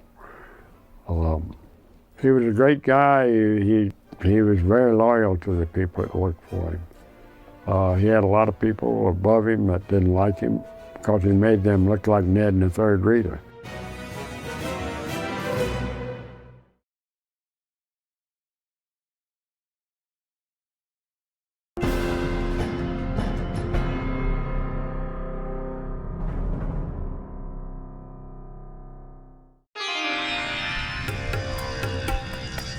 More pilots arrived in October. Worried about a possible air attack on Kai-Da Field from nearby Thailand, Chennault sent his 3 squadron leaders on a recon flight. Thailand was officially neutral, but it had almost certainly been penetrated by the Japanese. The 3 pilots scouted as far east as Chiang Mai, but saw no signs of the enemy. We had no nav aids. Everything was dead rusting. The maps we had originally were French maps, and any relation between that map and the terrain would be a coincidence. And the first maps that we got that were any good were the first we shot down. Then the had pretty good maps. Then later on in 1943, of course, they mapped our country, mapped the area, and got very good maps then. On 26 October, an unidentified aircraft flew over Kai-Da at 6,000 feet, and the next day, a group of 6 aircraft scouted the field from high altitude. AVG pilots scrambled, but their Tomahawks could not climb fast enough to catch the intruders. Chennault believed they were Japanese planes flying from Thailand. In fact, they were Mitsubishi Ki-15s flown from Hanoi, Vietnam, 600 miles to the east, sent by the Japanese Army Air Force to photograph airfields in Burma. Designed as a fast civilian mail plane, the Mitsubishi Ki-15 Wild Goose served the Imperial Japanese Army and Navy as a light attack bomber and reconnaissance aircraft. It was amazingly fast for an airplane with a fixed landing gear, with a top speed of 298 miles per hour. The Allies codenamed it Babs. November 3rd would be remembered as Circus Day at Kai-Da. 2 Tomahawks ran off the end of the runway, one of them a total loss. 2 pilots taxied their planes into parked aircraft. Another pilot hit the brakes and stood his P-40 on its nose, while 2 hapless mechanics sat on its wings. 7 planes damaged in one day. 2 days later, Ed Conant, a veteran Navy flying boat pilot with little time in land planes, cracked up another P-40, his 3rd in a week. 2 more, the mechanics said, would make Conant a Japanese ace. Chennault sent an angry letter to his stateside recruiters, demanding that they weed out the timid and incompetent. 26 more pilots arrived in mid-November, among them a feisty, hard-drinking Marine fighter pilot named Greg Boyington. It was just real primitive. But our guys adjusted to that. You know, the environment we were in, our guys were very resourceful, and Chennault didn't put a lot of restrictions on us. He just told us to let us use what ingenuity we had and go out and kill as many Japs as we could.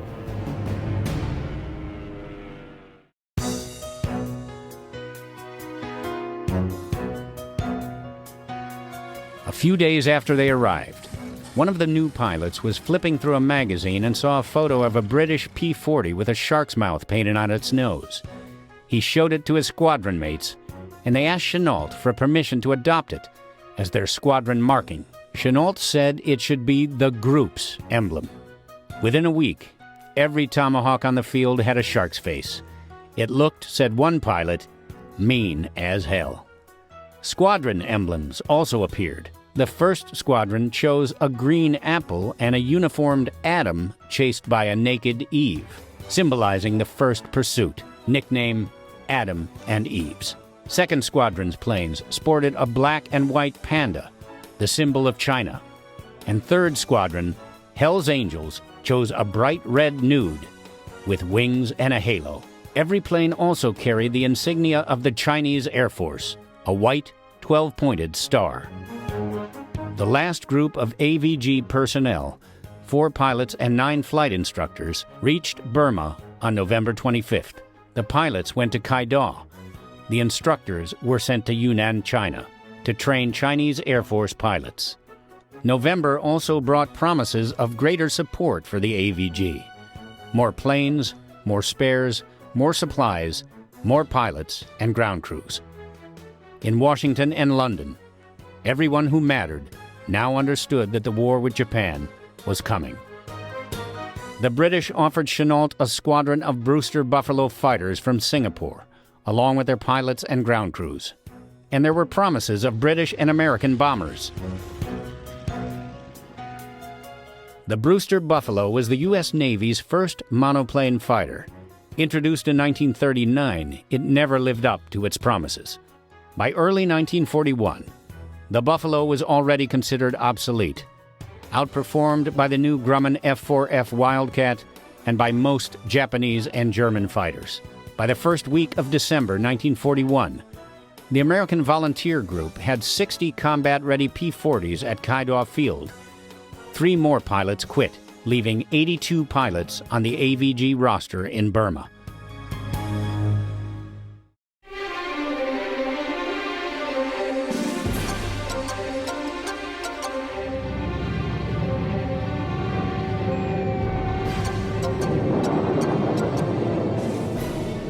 Yesterday, December 7, 1941, a date which will live in infamy.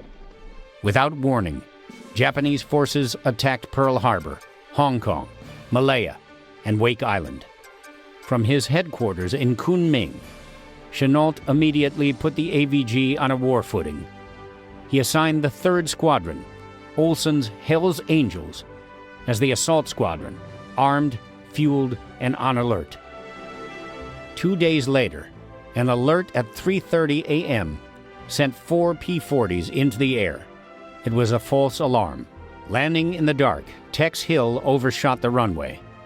His mates found him standing dazed near his wrecked Tomahawk, with an unlit cigarette in one hand and an unlit match in the other, his clothing soaked in gasoline.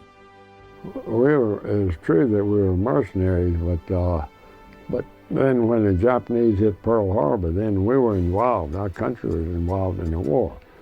And what brought us together is that was necessity, you know. It was teamwork. We had a hardcore that had flown together. We didn't have people rotating through us. We're all in the same boat over there for this year. The British asked Chennault for a squadron to help protect Rangoon's harbor and its airport at Ming Aladan, both staging points for supplying British forces in Singapore. On Thursday, December 12th, the 18 Tomahawks of the 3rd Squadron, the Hell's Angels, left Kaido and flew to Ming Aladan. Their ground crews, support staff, and 3 more pilots traveled by truck or train to Rangoon. In mid-December, Brigadier General John Magruder sent a message to Chennault asking him and his pilots to return to the U.S. military. The question of Chennault's rank was left open. Chennault was not unwilling to return to the Army, but he wanted the rank of general. He sent a message to Madame Chiang Kai-shek asking her opinion. There would be advantages to making the AVG a U.S. Army unit, he told Madame Chang, in aircraft, supplies, reinforcements, and discipline. The only disadvantage, he said, was that a commander might replace him with less experience in China.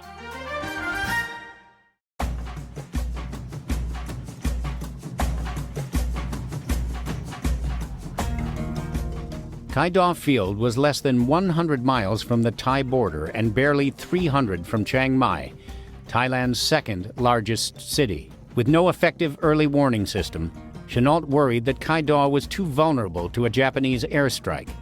He sent out P-40s to look for Japanese planes in and around Chiang Mai. The patrol found nothing, but Chennault was still jumpy. He wired Chung King, asking to move the AVG out of Burma, back to China. Madame Chang replied that the AVG could leave Kaidaw and move to Kunming, but that the Hells Angels would have to stay at Ming Aladan, near Rangoon. Kaidaw would be manned as a backup field and repair station between Rangoon and Kunming. The P-40s of the 1st and 2nd Squadrons, 34 planes in all, flew the 700 miles to Kunming on December 17th, arriving just hours after Japanese bombers hit the city. Most of the AVG ground crews and supplies traveled by truck over the Burma Road to China, a slow and dangerous journey even after the road had been widened and leveled in 1940. It took them 2 weeks to reach Kunming. What Chennault did, he had in every village in the areas that we operated on, he had people who had radios. They either had mostly CW, die-to-die-dit, but they had these lookouts in every village.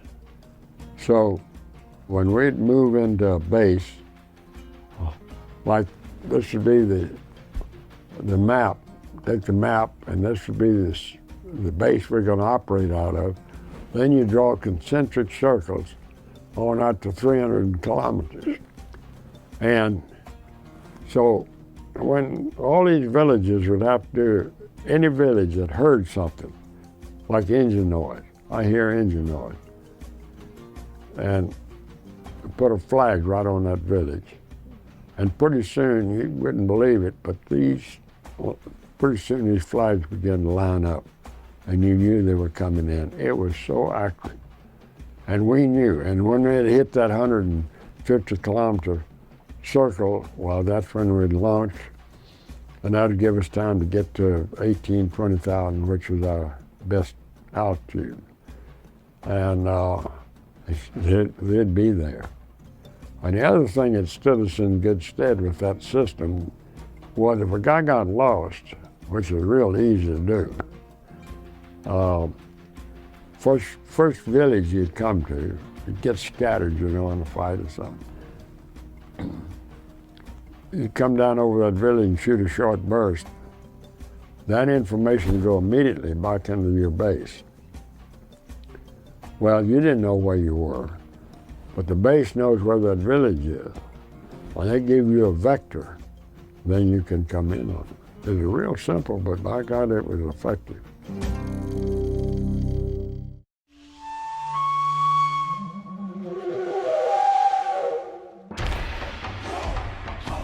Three days after the P-40s arrived in Kunming, Chennault's early warning net reported Japanese bombers coming from Vietnam. 1st Squadron took to the air, 16 P-40s, and turned southwest to intercept the bombers. 2nd Squadron flew backup. While 4 of the Pandas stayed close to Kunming, 4 others patrolled the northwest to catch any bombers attacking in a hook approach. Jack Newkirk, leading the group northwest, spotted a formation of 10 bombers below him, with no fighter escort. They were Kawasaki Ki-48s of the 21st Hikkatai based at Hanoi. Introduced in 1939, the Ki-48 was fast and maneuverable, but carried a light bomb load. With no armor and only 3 machine guns, it was vulnerable to attack. In Burma, it was often used as a dive bomber. Its allied code name was Lily. Newkirk's P-40s dove out of the sun, firing at the Lilies from far out of range. The bombers jettisoned their loads turned tail and ran. Newkirk led his pandas back to Kunming. A few minutes later, the Adam and Eves spotted the same group of Lily bombers south of Kunming. Sandel ordered 2 pilots to fly top cover. The P-40s attacked the bombers from every direction in a disorganized melee. They seemed to have forgotten all of Chennault's lessons about hit-and-run attacks, 2-plane formations, and Japanese tactics. The 2 pilots flying top cover also ignored their instructions and joined the fight. The enemy formation was a Diamond 4, flanked by 2 Vs of 3. The right-hand V was hit first by a mass of P-40s, and all 3 Lilies were shot down. The AVG was credited with 4 Lilies at the cost of 1 P-40. Heading home, Eddie Rector ran out of fuel and bellied into a field near Kunming. Japanese records for the flight show 3 Lilies lost and 7 damaged, including some that crash-landed at Hanoi. 14 airmen died on the mission. For the Japanese unit, it was their worst bloody nose in a long time. Shaken by the loss of 30% of the planes and a third of the airmen on a single raid, the 21st Hikkotai never returned to Kunming.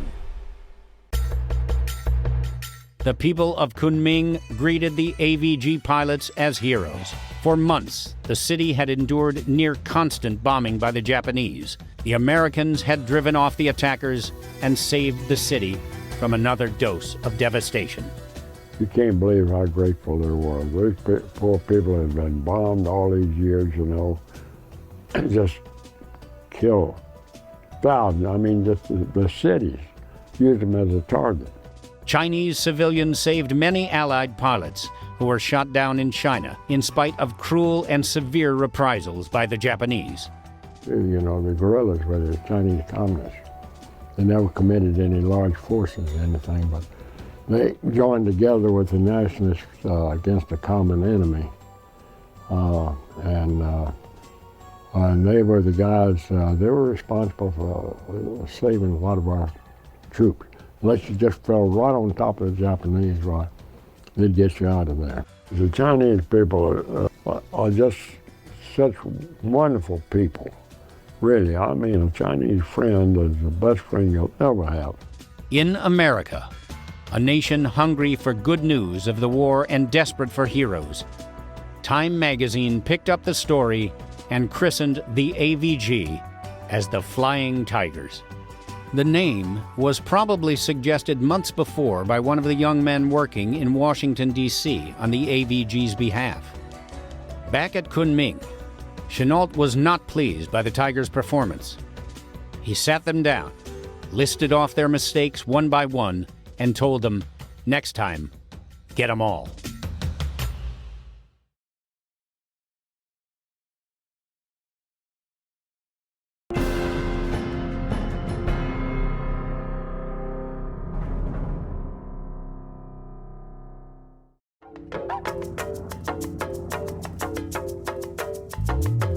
At Ming Aladan, the AVG 3rd Squadron was joined by 34 British Buffaloes and 4 Blenheim bombers, but only half of the Buffaloes were combat ready.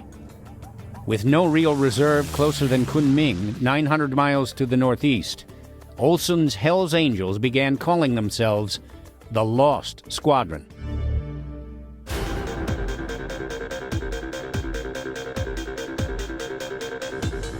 On December 23rd, the Imperial Japanese Army Air Force struck Rangoon. From airfields at Bangkok, Thailand, and Phnom Penh, Cambodia, 60 Ki-21 heavy bombers took off for Burma without fighter escort. The Mitsubishi Ki-21 carried more than a ton of bombs, 6 machine guns, and a crew of 5 to 7 men. It was used with great success in China, Malaysia, and the Philippines. Allied codename Sally. 15 Sallies were headed for the airfield at Ming Aladan. They were to be joined by Mitsubishi Ki-30 light bombers, Allied codename Anne, escorted by Ki-27 fighters, codenamed Nate. The 3 groups were supposed to rendezvous over Thailand and strike Rangoon in one large formation, but their timing was off. and the attackers reached the city in 3 separate waves. The Sallies came first, in tight V of V's formation. A few miles behind them came the Anns, escorted by a disorganized gaggle of Nates. About a dozen P-40s rose to meet the attackers. RAF Buffaloes damaged 1 bomber before the Tomahawks joined the battle. In the melee that followed, 2 Tomahawks were shot down. Paul Green bailed out and survived.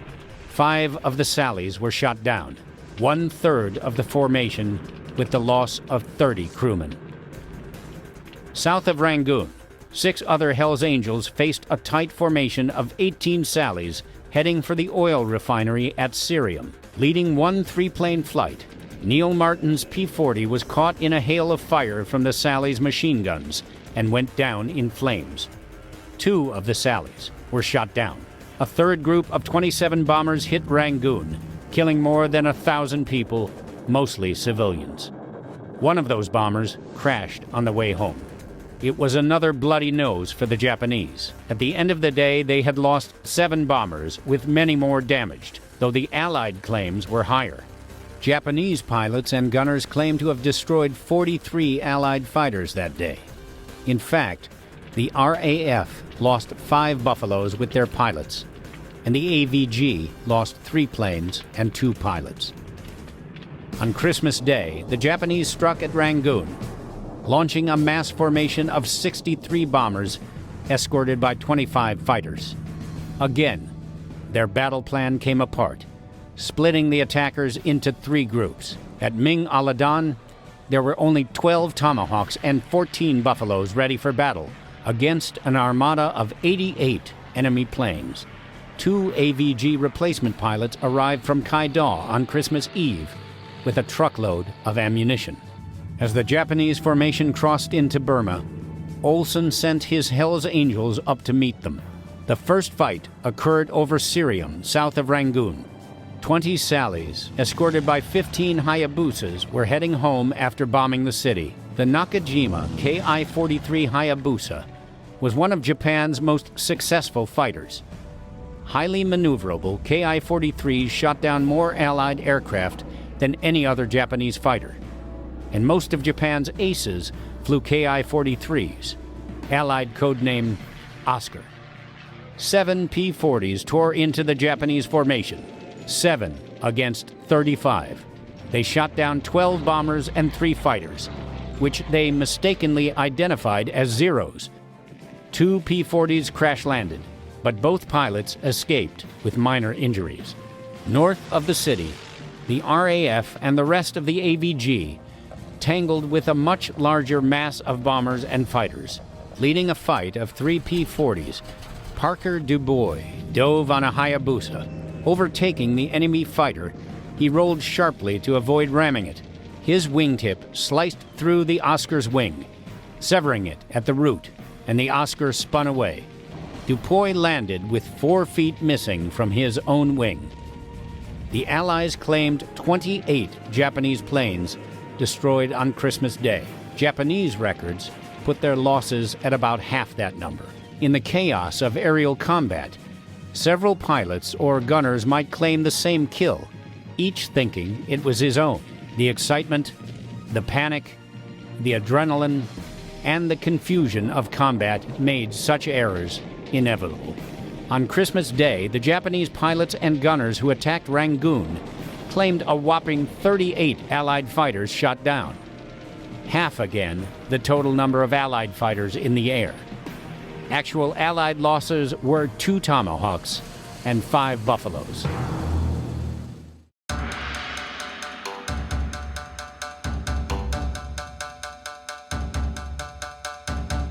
The men at Ming Aladan were nervous and worn out. In less than 2 weeks, the Hells Angels had lost a quarter of their pilots, dead, wounded, or missing. Their planes were badly shot up. Leaflets dropped by Japanese planes warned of an airborne invasion. Olson wired Chennault, send reinforcements or move the squadron to Kunming. Chennault assigned Newkirk's 2nd Squadron to reinforce Hells Angels at Rangoon. Then he sent an appeal to President Roosevelt for more fighters and pilots, and for 36 twin-engine bombers with American crews, to form the Second American Volunteer Group. The president responded with a promise of more pilots and 50 of the new Curtiss P-40E Kitty Hawks. The AVG had several follow-ups in the concept, and the second AVG, they had a bomb group, and they had 3 more fighter groups. But they didn't get any further than Australia, and they stopped them there because the war was going on, and they needed them down there, and they never got to China.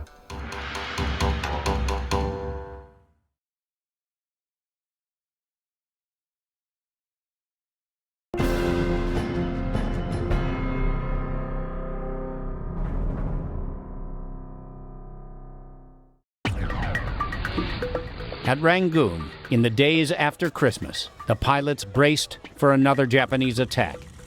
But the skies were quiet.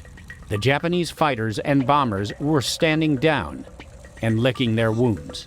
On December 31, General Magruder sent a cable to Washington recommending that the AVG should become the 23rd Fighter Group. Despite the AVG's unquestioned success in its first 3 battles, Magruder offered a very negative assessment of the unit's potential. Unless it was completely reorganized with U.S. Army officers, enlisted men, and logistics support, the AVG could have little military value. Newkirk's Panda Bears, including Tex Hill, all arrived in Rangoon by New Year's Day. Frustrated that no Japanese planes were rising up to fight, Newkirk decided to take the fight to the enemy. The target was a small airfield about 50 miles inside Thailand, near the village of Tak. 4 Pandas took off from Ming Aladan before dawn on January 3rd. Newkirk led the mission with Bert Chrisman on his wing. Hill flew on Howard's wing. The Pandas arrived at sunup to find 9 Nate fighters idling on the ground, like sitting ducks. Unknown to the Pandas, the Nates were just returning from their own pre-dawn mission. We were going over there and going to surprise the guys. Went out there at daylight and catch them on the field. Well, unfortunately, we forgot to look up. Bert Chrisman had engine trouble. He had to turn back. So there were 3 of us in string headed down to straight to the field of the airplanes that were lined up. Well, first thing I know, this guy slid in between me and Howard. And I was just, I'm right behind this guy. And I was so excited that I didn't even bother to look through the sight. We had a ring and bead sight on the airplane. But the way our ammo was loaded was every 5th round was an incendiary. So it looked just like a hose coming out. I just was just right behind this guy, wasn't no 50 yards. And he just blew up. But simultaneously, a guy I didn't see made an overhead pass on me, and he shot 33 holes in my airplane. I never saw him. Just when I pulled off this guy, just shot down, I'm pulling into another guy coming this way head on.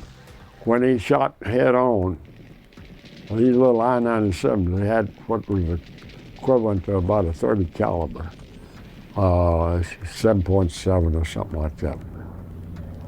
And those bullets stuck in the prop. And when it did, well, it threw my prop out of balance. Well, I throttled back and got down, and we were scattered at that time and separated, and I came on back to Rangoon. And I got there, and Jim Howard came in, and Newkirk. Newkirk had shot down 2 airplanes. Jim had gotten these on the ground. He didn't even know this. The guy got on his tail. I said, you go look at your airplane. I went over there, and he had 11 bullet holes in his airplane. Early the next morning, the Japanese struck back at Rangoon with Nate fighters and AN bombers. The Nates shot down 3 Pandas, though all survived. It was the Japanese' first clear victory over the AVG. So began a pattern of daylight raids by the P-40s against Japanese airfields in Thailand, and pre-dawn raids by the Japanese against Rangoon's airfields. In mid-January, hard-pressed American and Filipino troops were preparing for a last stand on the Bataan Peninsula. Foreseeing victory in the Philippines, the Japanese transferred 2 Nate squadrons and 2 bomber groups, about 75 aircraft, from the Philippines to China and Burma. General Sugawara Michio commanded the Japanese air forces in the region. In Malaysia and Singapore, his bombers could operate with little or no opposition. But in Burma, his losses were staggering, and he had no taste for more. He left a small force in Thailand and transferred most of his fighters and bombers to other, less troublesome battlefronts. Although Newkirk's Pandas were well outnumbered by the Japanese, they gave better than they got. Before long, 2nd Squadron could only put 10 P-40s against the much larger Japanese raids. On January 16th, the ground crews and staff of 3 British Hurricane squadrons docked at Rangoon. With these reinforcements, Rangoon appeared secure. But the Japanese Imperial Army had other plans.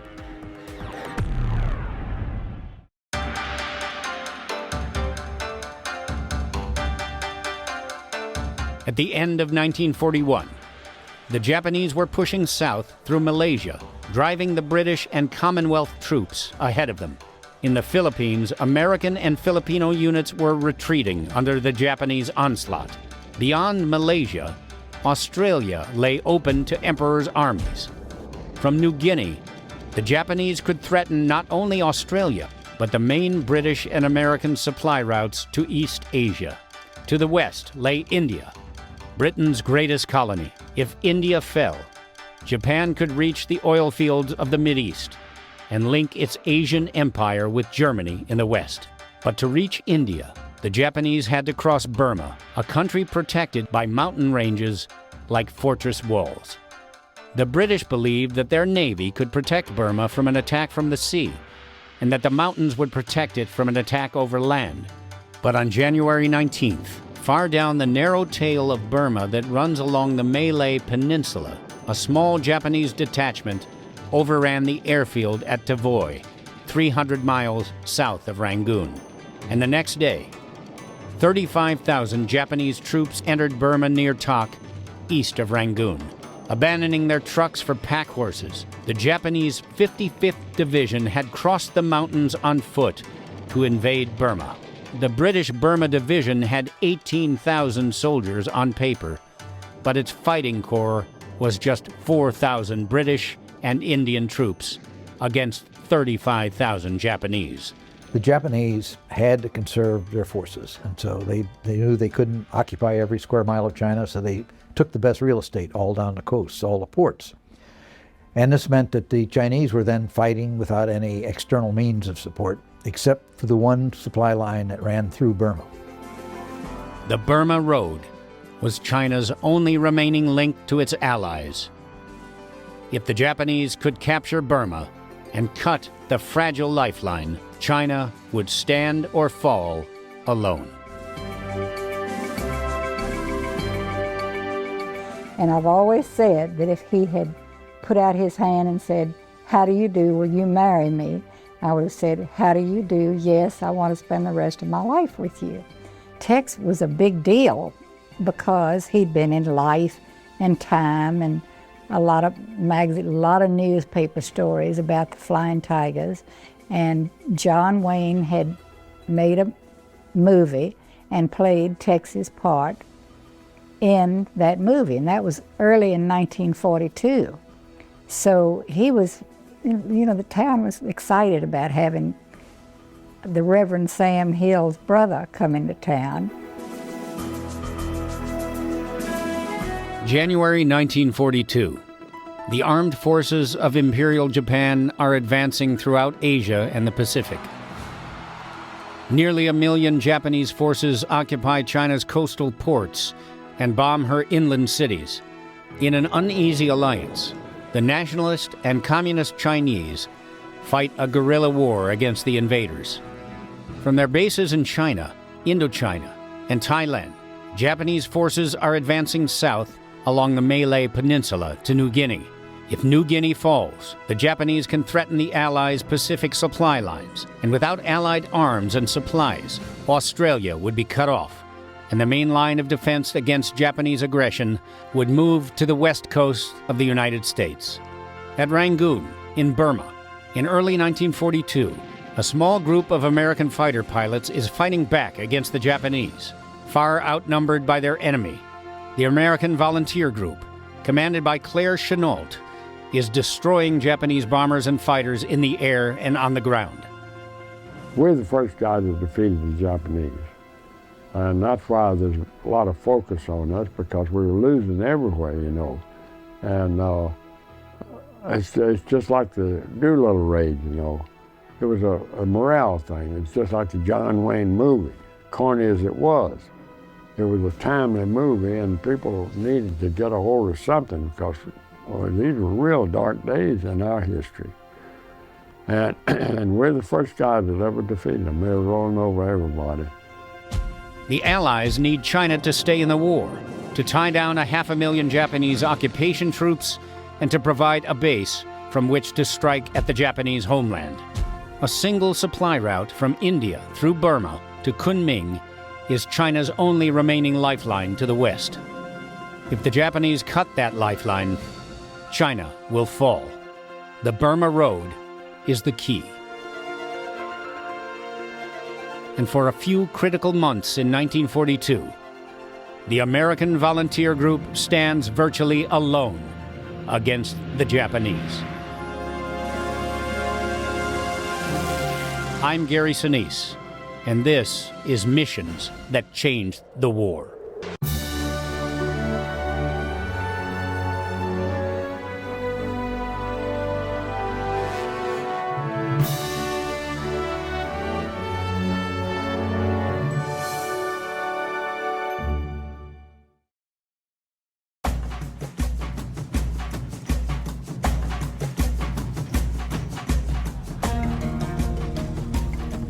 Through the spring of 1942, the military forces of Imperial Japan appeared unstoppable, and on nearly every other battlefront around the world, Allied forces were digging in or falling back. The British believed Burma was safe. The British Navy stood guard against any seaborne invasion from the south.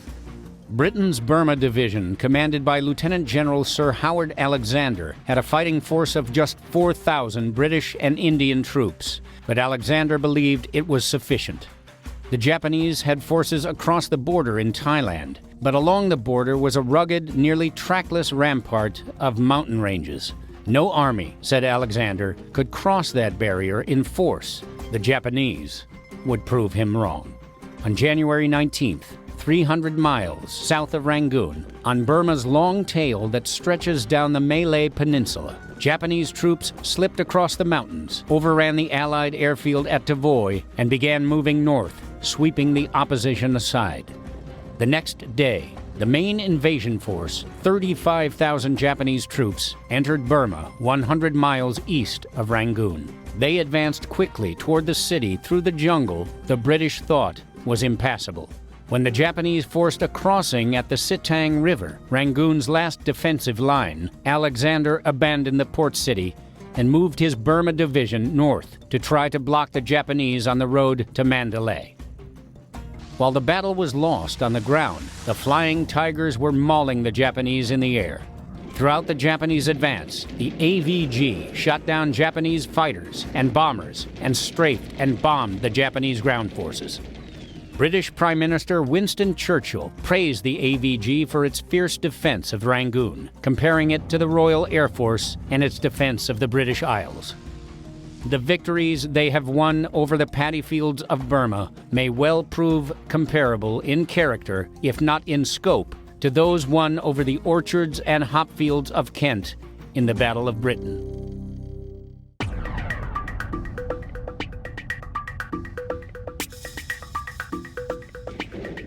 the AVG suffered few losses compared to the mauling they were inflicting on the Japanese, but one loss in particular hit them hard. In mid-March, Jack Newkirk led 10 P-40s to raid Chiang Mai and Lampang, two heavily defended Japanese airfields in Thailand.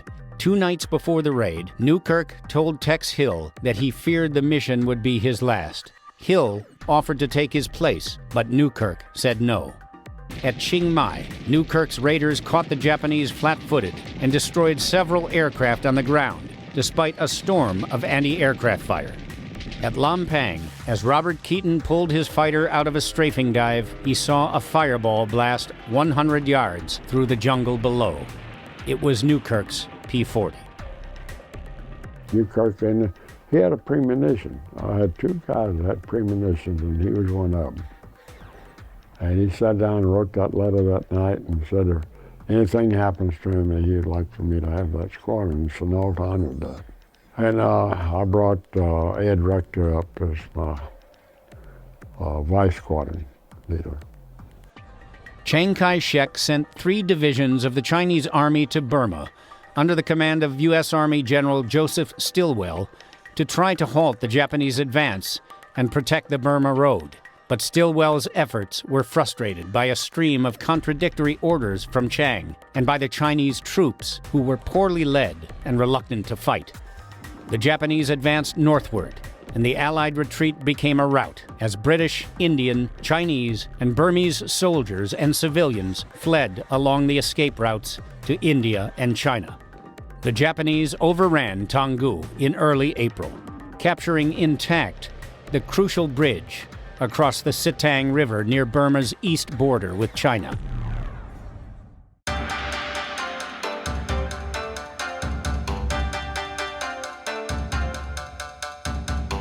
Tex Hill's 2nd Squadron was stationed at Loy Wing, about 75 miles north of Lashio. They had been flying missions in support of the Chinese divisions fighting in Burma. Their airstrikes against Japanese columns and truck convoys were successful, but did little to slow the enemy's advance. I was a senior guy, and I had to make a call. That picture up there, I had a real burden because we had lost all of our early warning system, and that came in just at daylight, and I was going on a different mission. I stepped up on the side of my airplane there, and I looked up and I saw these 8 fighters peeling off, coming down, and just stepped down off the airplane, and they were coming right over there where I actually fired a pistol at them if I'd had enough lead on the guy. Very easily knock one down with a pistol. They're that close. The next day, 29 April, the Japanese 56th Division captured Lashio, the end of the rail line from Rangoon and the western terminus of the Burma Road. The Chinese 6th Division, in a desperate fighting retreat, was virtually destroyed as a fighting unit. Alexander ordered all Allied personnel to leave Burma. Hill needed to evacuate his squadron to Pao Shan, an airfield on the Burma Road east of the Salween River, about 125 miles into China, but the weather at Loy Wing was socked in and the Japanese were not far away. There's a trail from the last show, a jungle trail that they could come up. So I figured on a forced march they could be there in a day. And sure enough, that's exactly what happened to that base. We had no defense there at all as far as ground personnel. A jungle trail led from Loy Wing to a point on the Burma Road a few miles east of the Japanese advance. Hill prepared to send his men, pilots, and ground crew up that trail to join the mass of refugees heading for China. As he was about to give the order, the fog lifted to 800 feet. Only a handful of the Panda Bear fighters were flyable. Before they left, the crews set fire to 22 precious P-40s that were waiting for repairs. And we got out and got into Pao Shan, and the mass of humanity, the only way you could travel is on that road. I mean, you couldn't get off either side. And this mass of refugees stacked in there, it's unbelievable. A few days later, Chennault called Hill and the rest of his squadron back to Kunming. The Japanese drove north, threatening to trap the Allied forces in western Burma, including the commander, General Stilwell. From his headquarters at Shuibo, west of Lashio, Stilwell led his staff west toward India.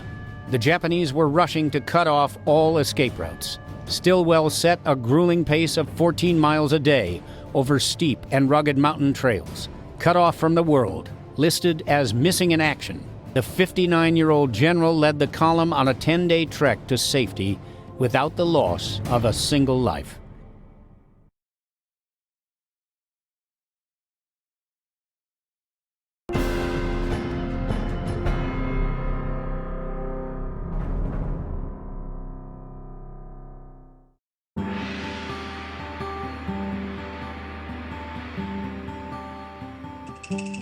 The Burma Road was China's only lifeline to the west, and now it, too, was blocked. It was critical to the Allies that China should remain in the war. Nearly half of Japan's army, some 750,000 men, were fighting in China, holding the coastal cities against Chinese counterattacks and exploiting China's vast natural resources. If China sued for peace, Japan could shift its troops in China to battlefronts in the Pacific Islands, Malaysia, and Burma. The Emperor's armies could threaten Australia. They could attack India, Britain's most important colony in the region. Grinding across India to the Middle East, Japan might forge a geographical link with its principal ally, Nazi Germany. That's sort of a what-if proposition, that what if the Japanese had pushed on through India and India had come to their sides as certainly the Japanese had hoped and certainly some of the Indians had hoped, and the Germans on their hand had broken through the Suez Canal and linked up with the Japanese. Actually, I think that had that happened, both nations have been so exhausted that they would have probably collapsed because it was really beyond their reach. But there was a danger that the Japanese might get to India, and there were two types of people who opposed the British. There were the Gandhi types, who were nonviolent, and then there was a Chandra Bose, who it's spelled B-O-S-E, but it's pronounced something like Boucher. And they were violent. They wanted to use arms against the British. So it's conceivable that there could have been a link up there, and they could have gotten some help from the Indians. Japan had an opportunity early in the war, perhaps, to make a thrust into India, and they elected not to because of British resistance. Also, I don't know that the Indian population would have responded to Japan any more readily than they were responding to the British. I don't think they wanted to trade one conqueror for another. There was an element in India under Bose who were wanting independence for India and who subsequently collaborated with the Axis. But as a mass uprising of the Indian people or a mass movement of the Indian people against the British, I just don't see it happening.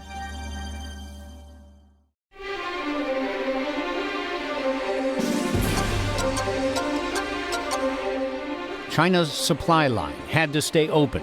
With all land and sea routes blocked, the Allies proposed a daring plan to supply China by air. The task was assigned to the United States 10th Air Force. The U.S. Army Air Force had no experience creating a continuous airlift, an air bridge, so it called on officers who had experience with the new Air Corps Ferrying Command, or with civilian air carriers. On 8 April 1942, launching from the RAF airfield at Dinjan in India's Assam state, 2 borrowed DC-3s carried 8,000 gallons of aviation fuel for the Flying Tigers, the first trip over the Himalayas to Kunming, China. By the end of April, the Army Air Force had established a more or less regular air service between India and China. With a ragtag fleet of 27 aircraft, they hauled in supplies and brought out wounded. Pilots flying the hump from India to China faced winds of up to 200 miles per hour, violent turbulence, aircraft icing, and instrument weather conditions.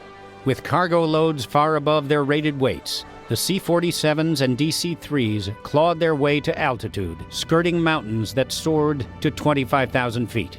The men who flew what we now call the hump were extraordinary in that every flight could have wound up as a fatality by something as simpler as a bird strike into your carburetor and taking out one engine, because they were forcing the airplanes that they had, and initially largely C-47s, later C-46s, to fly almost at their maximum capability. To fly at that altitude, you had to use a supercharger on the C-47 engines, and that's a laborious process that you go through, and you feel as you do it that you just hope that the engine keeps running, because you've got to make the control manipulations in a certain way. But you're flying at an altitude in which the air is thin, you're on oxygen, and the weather can be suddenly catastrophic. And the losses were terrible. They would lose airplanes and with no hope of recovery. I mean, you didn't land in a meadow and somebody flew a helicopter in to rescue you. You went into a mountain peak and were killed. And they called it, as you know, the aluminum trail, because of so many aircraft crashes across it. In March 1942, Allied Command designated the Far East as the China, Burma, India Theater, or CBI, under the command of General Joseph Stilwell. But the European and Pacific theaters of war would continue to get the lion's share of men, materials, and press coverage.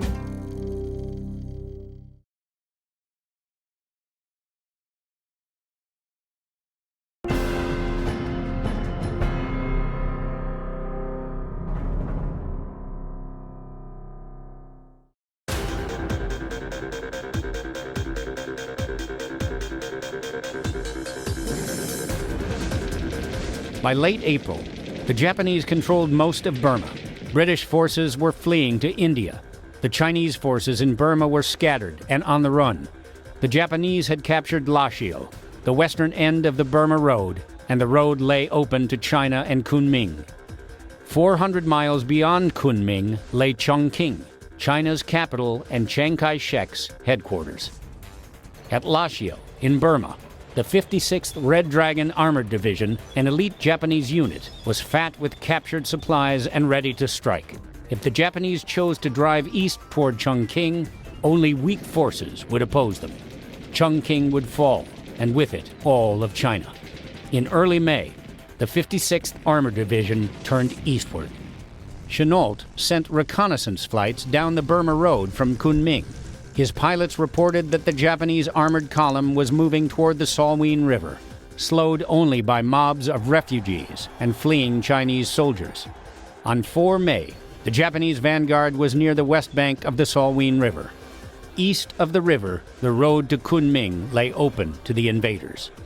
Chennault was seriously alarmed. He knew the power of the 56th Armored Division, and he knew that if Kunming fell, the AVG's supply line over the Himalayas from India would be cut off. The transport planes flying over the hump could reach Kunming, but Chongqing was out of range. And without that supply line, the AVG could not fight, and China would fall. Essentially, Japan could never have conquered all of China. The Chinese could have just kept retreating, and there would never been enough Japanese available to control the areas. And the Japanese were not interested in doing that. They were interested in controlling the areas that had resources that were useful to them, the ports and the arable areas.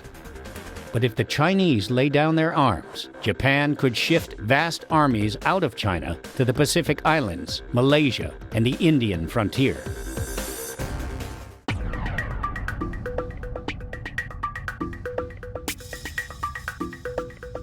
The Salween River is one of the longest free-flowing rivers in the world. It tumbles 1,750 miles from glaciers high on the Tibetan Plateau through China, Burma, and Thailand to the Andaman Sea.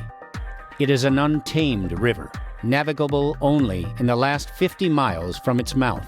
From China into central Burma, it flows through the Grand Canyon of the East, a magnificent gorge up to 13,000 feet deep. Where the Burma Road crosses the Salween, the canyon is several miles wide and a mile deep.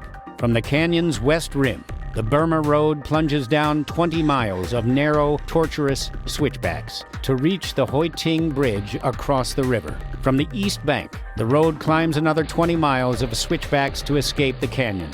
On 4 May, the head of the Japanese column reached the west bank of the Salween River. Chennault knew the Japanese advance had to be stopped, and the Salween was the place to stop it.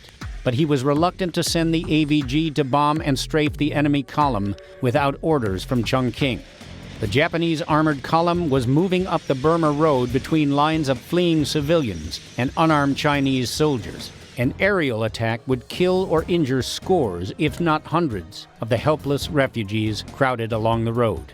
There was little choice. If the Japanese were to be stopped, Chennault's fighters had to attack. But Chennault did not want to make that decision alone. From Kunming on 6 May, he sent an urgent telegram to Madame Chiang Kai-shek. "I consider the situation desperate," he told Madame Chiang. If the Japanese crossed the Salween, they could drive to Kunming in their captured Chinese trucks.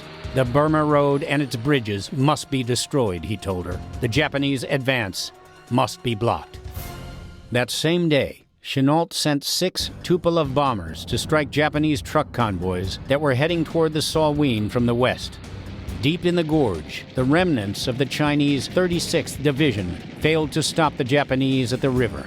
Chinese soldiers blew up the bridge, then fled. A few advance elements of the Red Dragon Division crossed the Salween, but the main column was halted, waiting for an engineer battalion to erect a pontoon bridge that would carry its tanks, trucks, armored cars, and artillery across the water.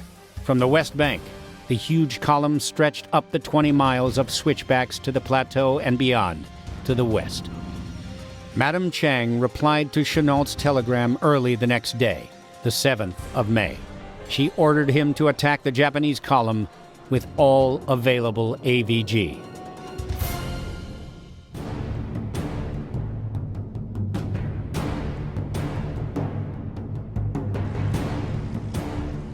Immediately, Chennault ordered Tex Hill to attack the vehicles on the west wall of the gorge.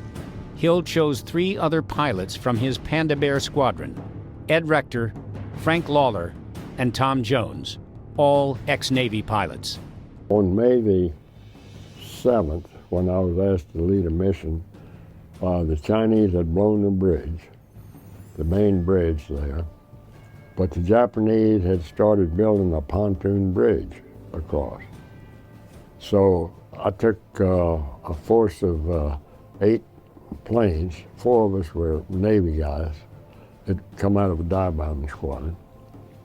And we were loaded up with these big Russian bombs with 550 pounds roughly, and some frags on the wing. The P-40 is not a dive bomber. A bomb released in a near vertical dive would hit the plane's propeller before it hit the target. Most of the Flying Tiger's P-40s weren't even equipped to carry bombs. But a month earlier, 1st Squadron had received a few of the new P-40E models, equipped with bomb shackles. The AVG mechanics had modified a few of the older P-40Bs so their belly tank shackles could carry 550-pound bombs. Hill and his companions took off that morning carrying fragmentation bombs and heavy demolition bombs. 4 P-40Bs from Arvid Olsen's Hell's Angels squadron flew top cover for Hill's fighter bombers. The 8 fighters flew the 200 miles to the Salween through drenching rain. They landed at Yunnan to refuel, then took off again into more rain squalls. Near the gorge, the fighter formation broke into the clear. Bright sun and blue skies revealed a river and landscape of breathtaking beauty. And hundreds of armored vehicles and trucks and thousands of Japanese troops packed onto the switchbacks from the river to the canyon's west rim and along the road on the plateau above. Nates and Oscars should have protected the massive Japanese armored column, but to Hill's surprise, no Japanese fighter planes were visible. The engineers had already completed part of the span that would carry the column across the river. At a signal from Hill, the 4 Flying Tigers slid into single file and roared into their attack. Massed together, the Japanese could put up a storm of small arms fire. The Tigers' only defense was speed. Hill and his companions pushed their throttles to the stops and dove toward the canyon. From a 60-degree dive, Hill released his demolition bomb to strike just beneath the canyon's rim, where the road began its twisting 20-mile descent. I got up there and I saw that that pontoon bridge wasn't all the way across. Where that road winds down, that gorge is about a mile deep, and the road is cut back into the mountain. And so I was lucky enough to hit the road above with a bomb and knock the edge of the road off. The 550-pound bomb slammed into the cliffside, precisely on target, and exploded. As Hill's P-40 peeled away, in a gut-wrenching turn, huge slabs of rock and earth tumbled onto the roadway, crushing and burying men and vehicles on the upper switchbacks.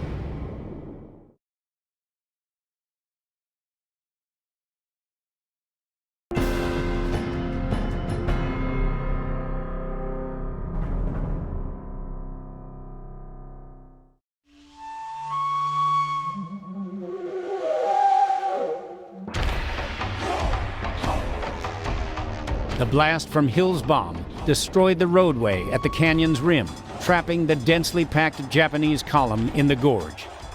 And when I hit above it, and I had a landslide that could shovel it off, and it wouldn't be any big problem. But when I knocked the edge of that road off, now they got to excavate back into that mountain, and that's rock, you know. Behind Hill, Rector and the others, one by one, loosed their bombs and bullets onto the hapless Japanese column. Boulders, rock slides, earth, and vehicles tumbled down the slope, crushing trucks and men below, or sweeping them off the roadway into thin air. The canyon gave the Japanese no cover from air attack. Like stair steps, each loop of the twisting roadway offered only a sheer wall on one side and a precipitous drop on the other. The column's only defense against the Tigers was to shoot back, but confusion and panic blunted that response. Again and again, the four panda bears swept into the canyon, raining fire on the Japanese. When their guns were empty, they signaled to Olson's Hell's Angels flying top cover. Olson's boys roared into the gorge, making pass after pass to strafe the enemy until their ammunition was exhausted. As the P-40s climbed away and turned toward Kunming, the Japanese were already struggling to open a way back to the plateau. Below them, the switchbacks and the cliffs were littered with crushed and burning vehicles and dead and wounded men. In single file, the Kitty Hawks attacked in a straight line to avoid careening into the canyon walls, sometimes passing a mere 100 feet from their targets.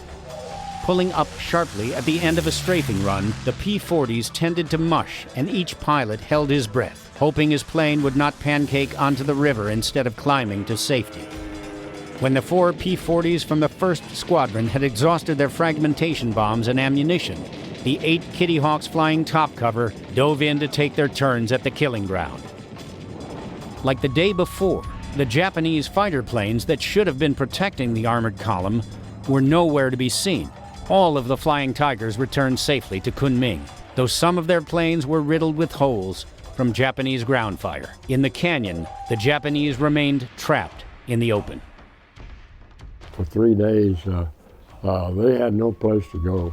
I mean, we slaughtered these guys. I don't know how many people we killed there, bombing and strafing them for 3 days. Over the next few days, Chennault's P-40 fighters and Tupolev bombers attacked the Red Dragon Division in the gorge and west on the plateau. On the 9th of May, 2 days after Tex Hill's first attack, the Chinese 36th Division crossed the river north of the Burma Road to harass the Japanese on the plateau west of the Salween. By the 12th of May, the battle was over. The pontoon bridge that the Japanese had tried to throw across the river was a useless wreck. The roadway from the river's edge to the west rim of the canyon was all but destroyed. The canyon's western slope and the road leading west from the gorge were littered with the hulks of Japanese vehicles and the corpses of Japanese soldiers. The Chinese army dug in on the east bank of the river and stayed.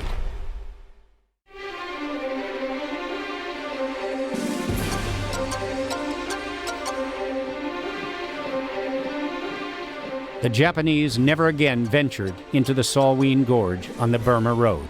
They placed a token force on the western rim and lobbed cannon shells across the river until they were driven off 2 years later.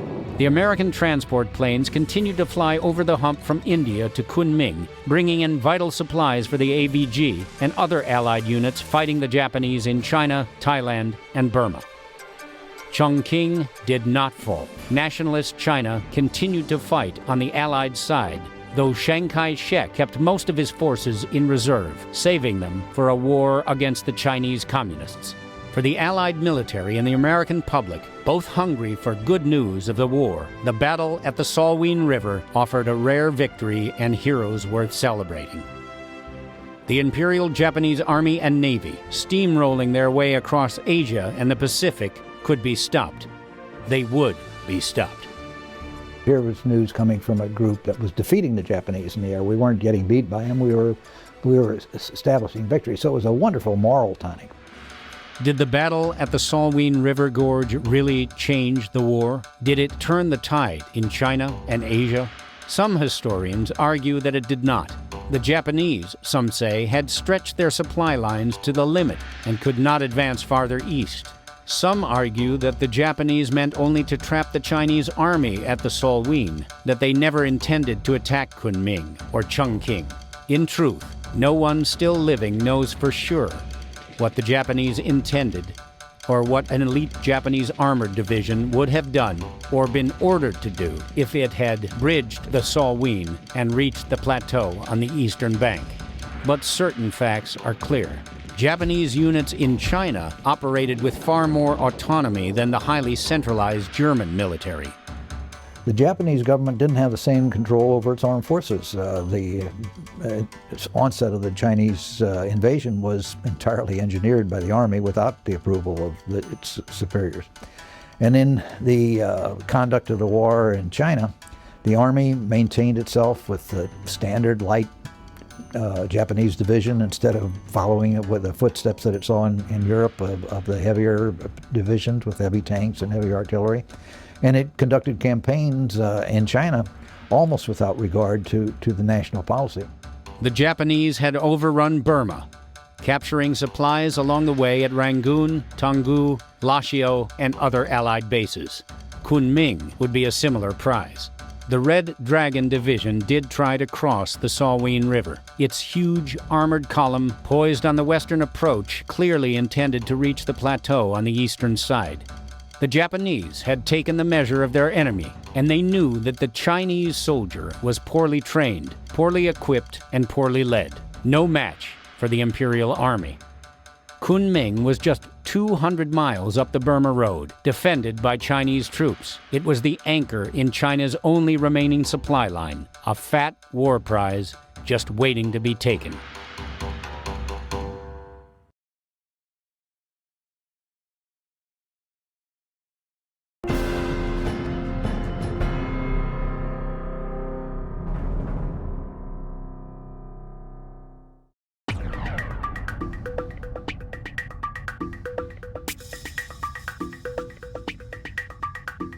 If Kunming had fallen, the Allies' only lifeline to China would have been cut. The Flying Tigers would have been declawed, and Chiang Kai-shek would probably have sued Tokyo for peace. The Americans and the British needed China to continue to fight, to tie down huge Japanese armies, and to provide the base from which to attack Japan itself. At that critical moment, Japan's iron spear was aimed at China's exposed jugular vein. That spear was blunted and turned back at the Salween River Gorge by the men and the airplanes of the American Volunteer Group. I don't think people have ever really understood the significance of that Salween mission, and understand that this could have been an entirely different world, if that mission had failed. Here was 1942. War had gone badly for the Allies on every front. There wasn't anywhere where things were going well. And all of a sudden we have this victory in China at the Salween Gorge. And had it been publicized the way it might have been, it would have had about an equal amount of effect on American morale as the Doolittle raid. It would have been a wonderful thing to have really exploited. But it didn't have the propaganda clout that it should have had.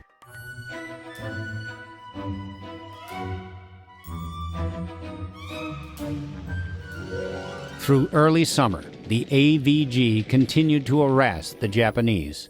On July 4, 1942, the American Volunteer Group officially ceased to exist.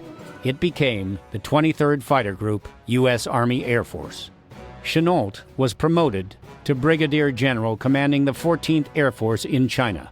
His new superior, General Clayton Bissell, offered immediate commissions to any Tiger who would stay on in the 23rd Fighter Group.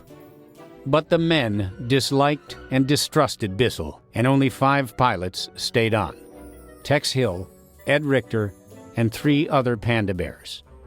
It was the same Clayton Bissell with whom Chennault had so openly disagreed during the pre-war bomber mafia days.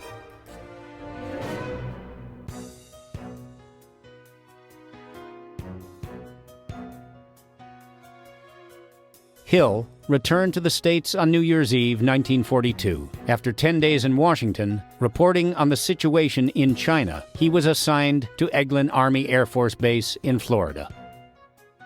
On a brief trip home to Victoria, Texas, he met 19-year-old Maisie Sale. I saw this good-looking blonde over there in church, and I told Brother Sam, I said, man, I need to meet that gal. So he made arrangements for it, and I went over to their home in Victoria. Tex was a big deal because he'd been in Life and Time and a lot of newspaper stories about the Flying Tigers. And John Wayne had made a movie and played Tex's part in that movie. And Tex came in, and he walked in the front door and put out his hand to shake hands with me. And I've always said that if he had put out his hand and said, "How do you do? Will you marry me?" I would have said, "How do you do? Yes, I want to spend the rest of my life with you." And that's been almost 63 years, and I feel that very same way to this day. Maisie broke a date with a Navy cadet to spend the evening with Tex. We had 2 air bases there, and all those cadets running at this sweet young thing, you know. And boy, she was having a ball with them. She had so many boyfriends, and she was a hell of a tap dancer. She could jump off the floor up on the table and tap. And so anyway, I said, well, you guys are trying to contaminate that sweet young thing. I better get her out of here. 10 days after their first meeting, Tex and Maisie were married. After just a few months in the States, Tex returned to China. Chennault had asked him to come back to command the 23rd Fighter Group. Through the end of the war, the 23rd Fighter Group was in the midst of much of the fighting in China. Always small and ill-equipped, the group took a heavy toll on Japanese aircraft, shipping, and armies. Home on leave, Tex was at the Rose Bowl game on New Year's Day, 1945. There he met General Hap Arnold, Chief of Army Air Forces, at a pre-game gathering. Arnold told Tex he was disappointed in the way the Air Force had lost so many bases to the Japanese in eastern China. He said, I think you guys could handle this situation over there. And I said, well, we could have if it had anything to do it with, and that started it. I said, we couldn't get replacement airplanes, and the ones we did get were a bunch of junk, war-weary stuff that came out of Barstow, Florida. He said, we've never given used airplanes for replacement airplanes.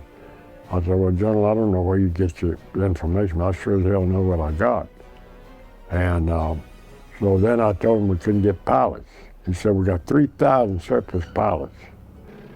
I said, well, if you don't get them in the hands of people who can use them, you might as well not train them. Boy, I was hot. I lost some awful good guys because they kept, just flying them to death. But so about that time, Mosley pulled him off of me. And he said, I want to tell you something, Tex. He said, General, I don't want to forget that. Sure enough, the next morning, boy, they had me out of bed at 5:30 in the morning, wanted me back in Washington. he had already had guys checking into it. I found out what I told him was true. And they covered us up with P-51Ds. He took care of it right away, and he just flooded that area with pilots. But, you know, the war was almost over.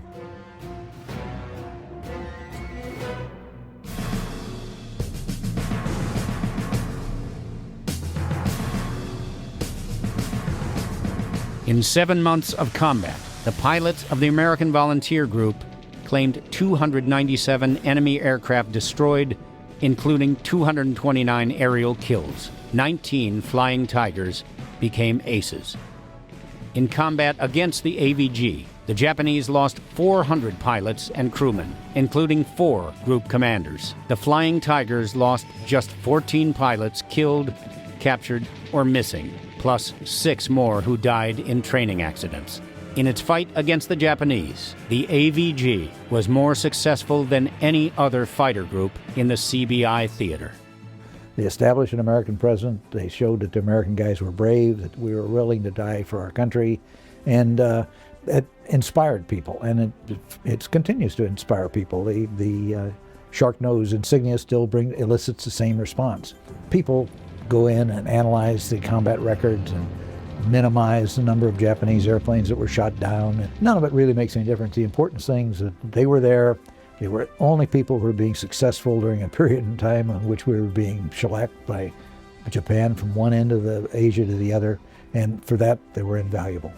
Well, it was true that we were mercenaries, but then when the Japanese hit Pearl Harbor, then we were involved. Our country was involved in the war.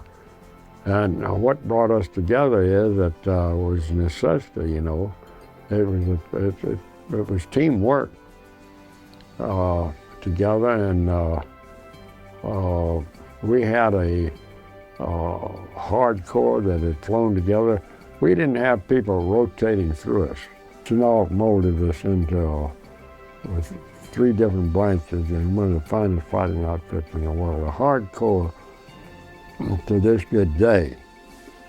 Really outstanding guys, and we're like family, and we cooperated in everything once the war started, and we got involved in it, and our people really turned to win this thing. Tex Hill's favorite saying was, "If you want to have a friend, you have to be a friend." In its darkest days, China had no better friend than Tex Hill and the Flying Tigers of the American Volunteer Group.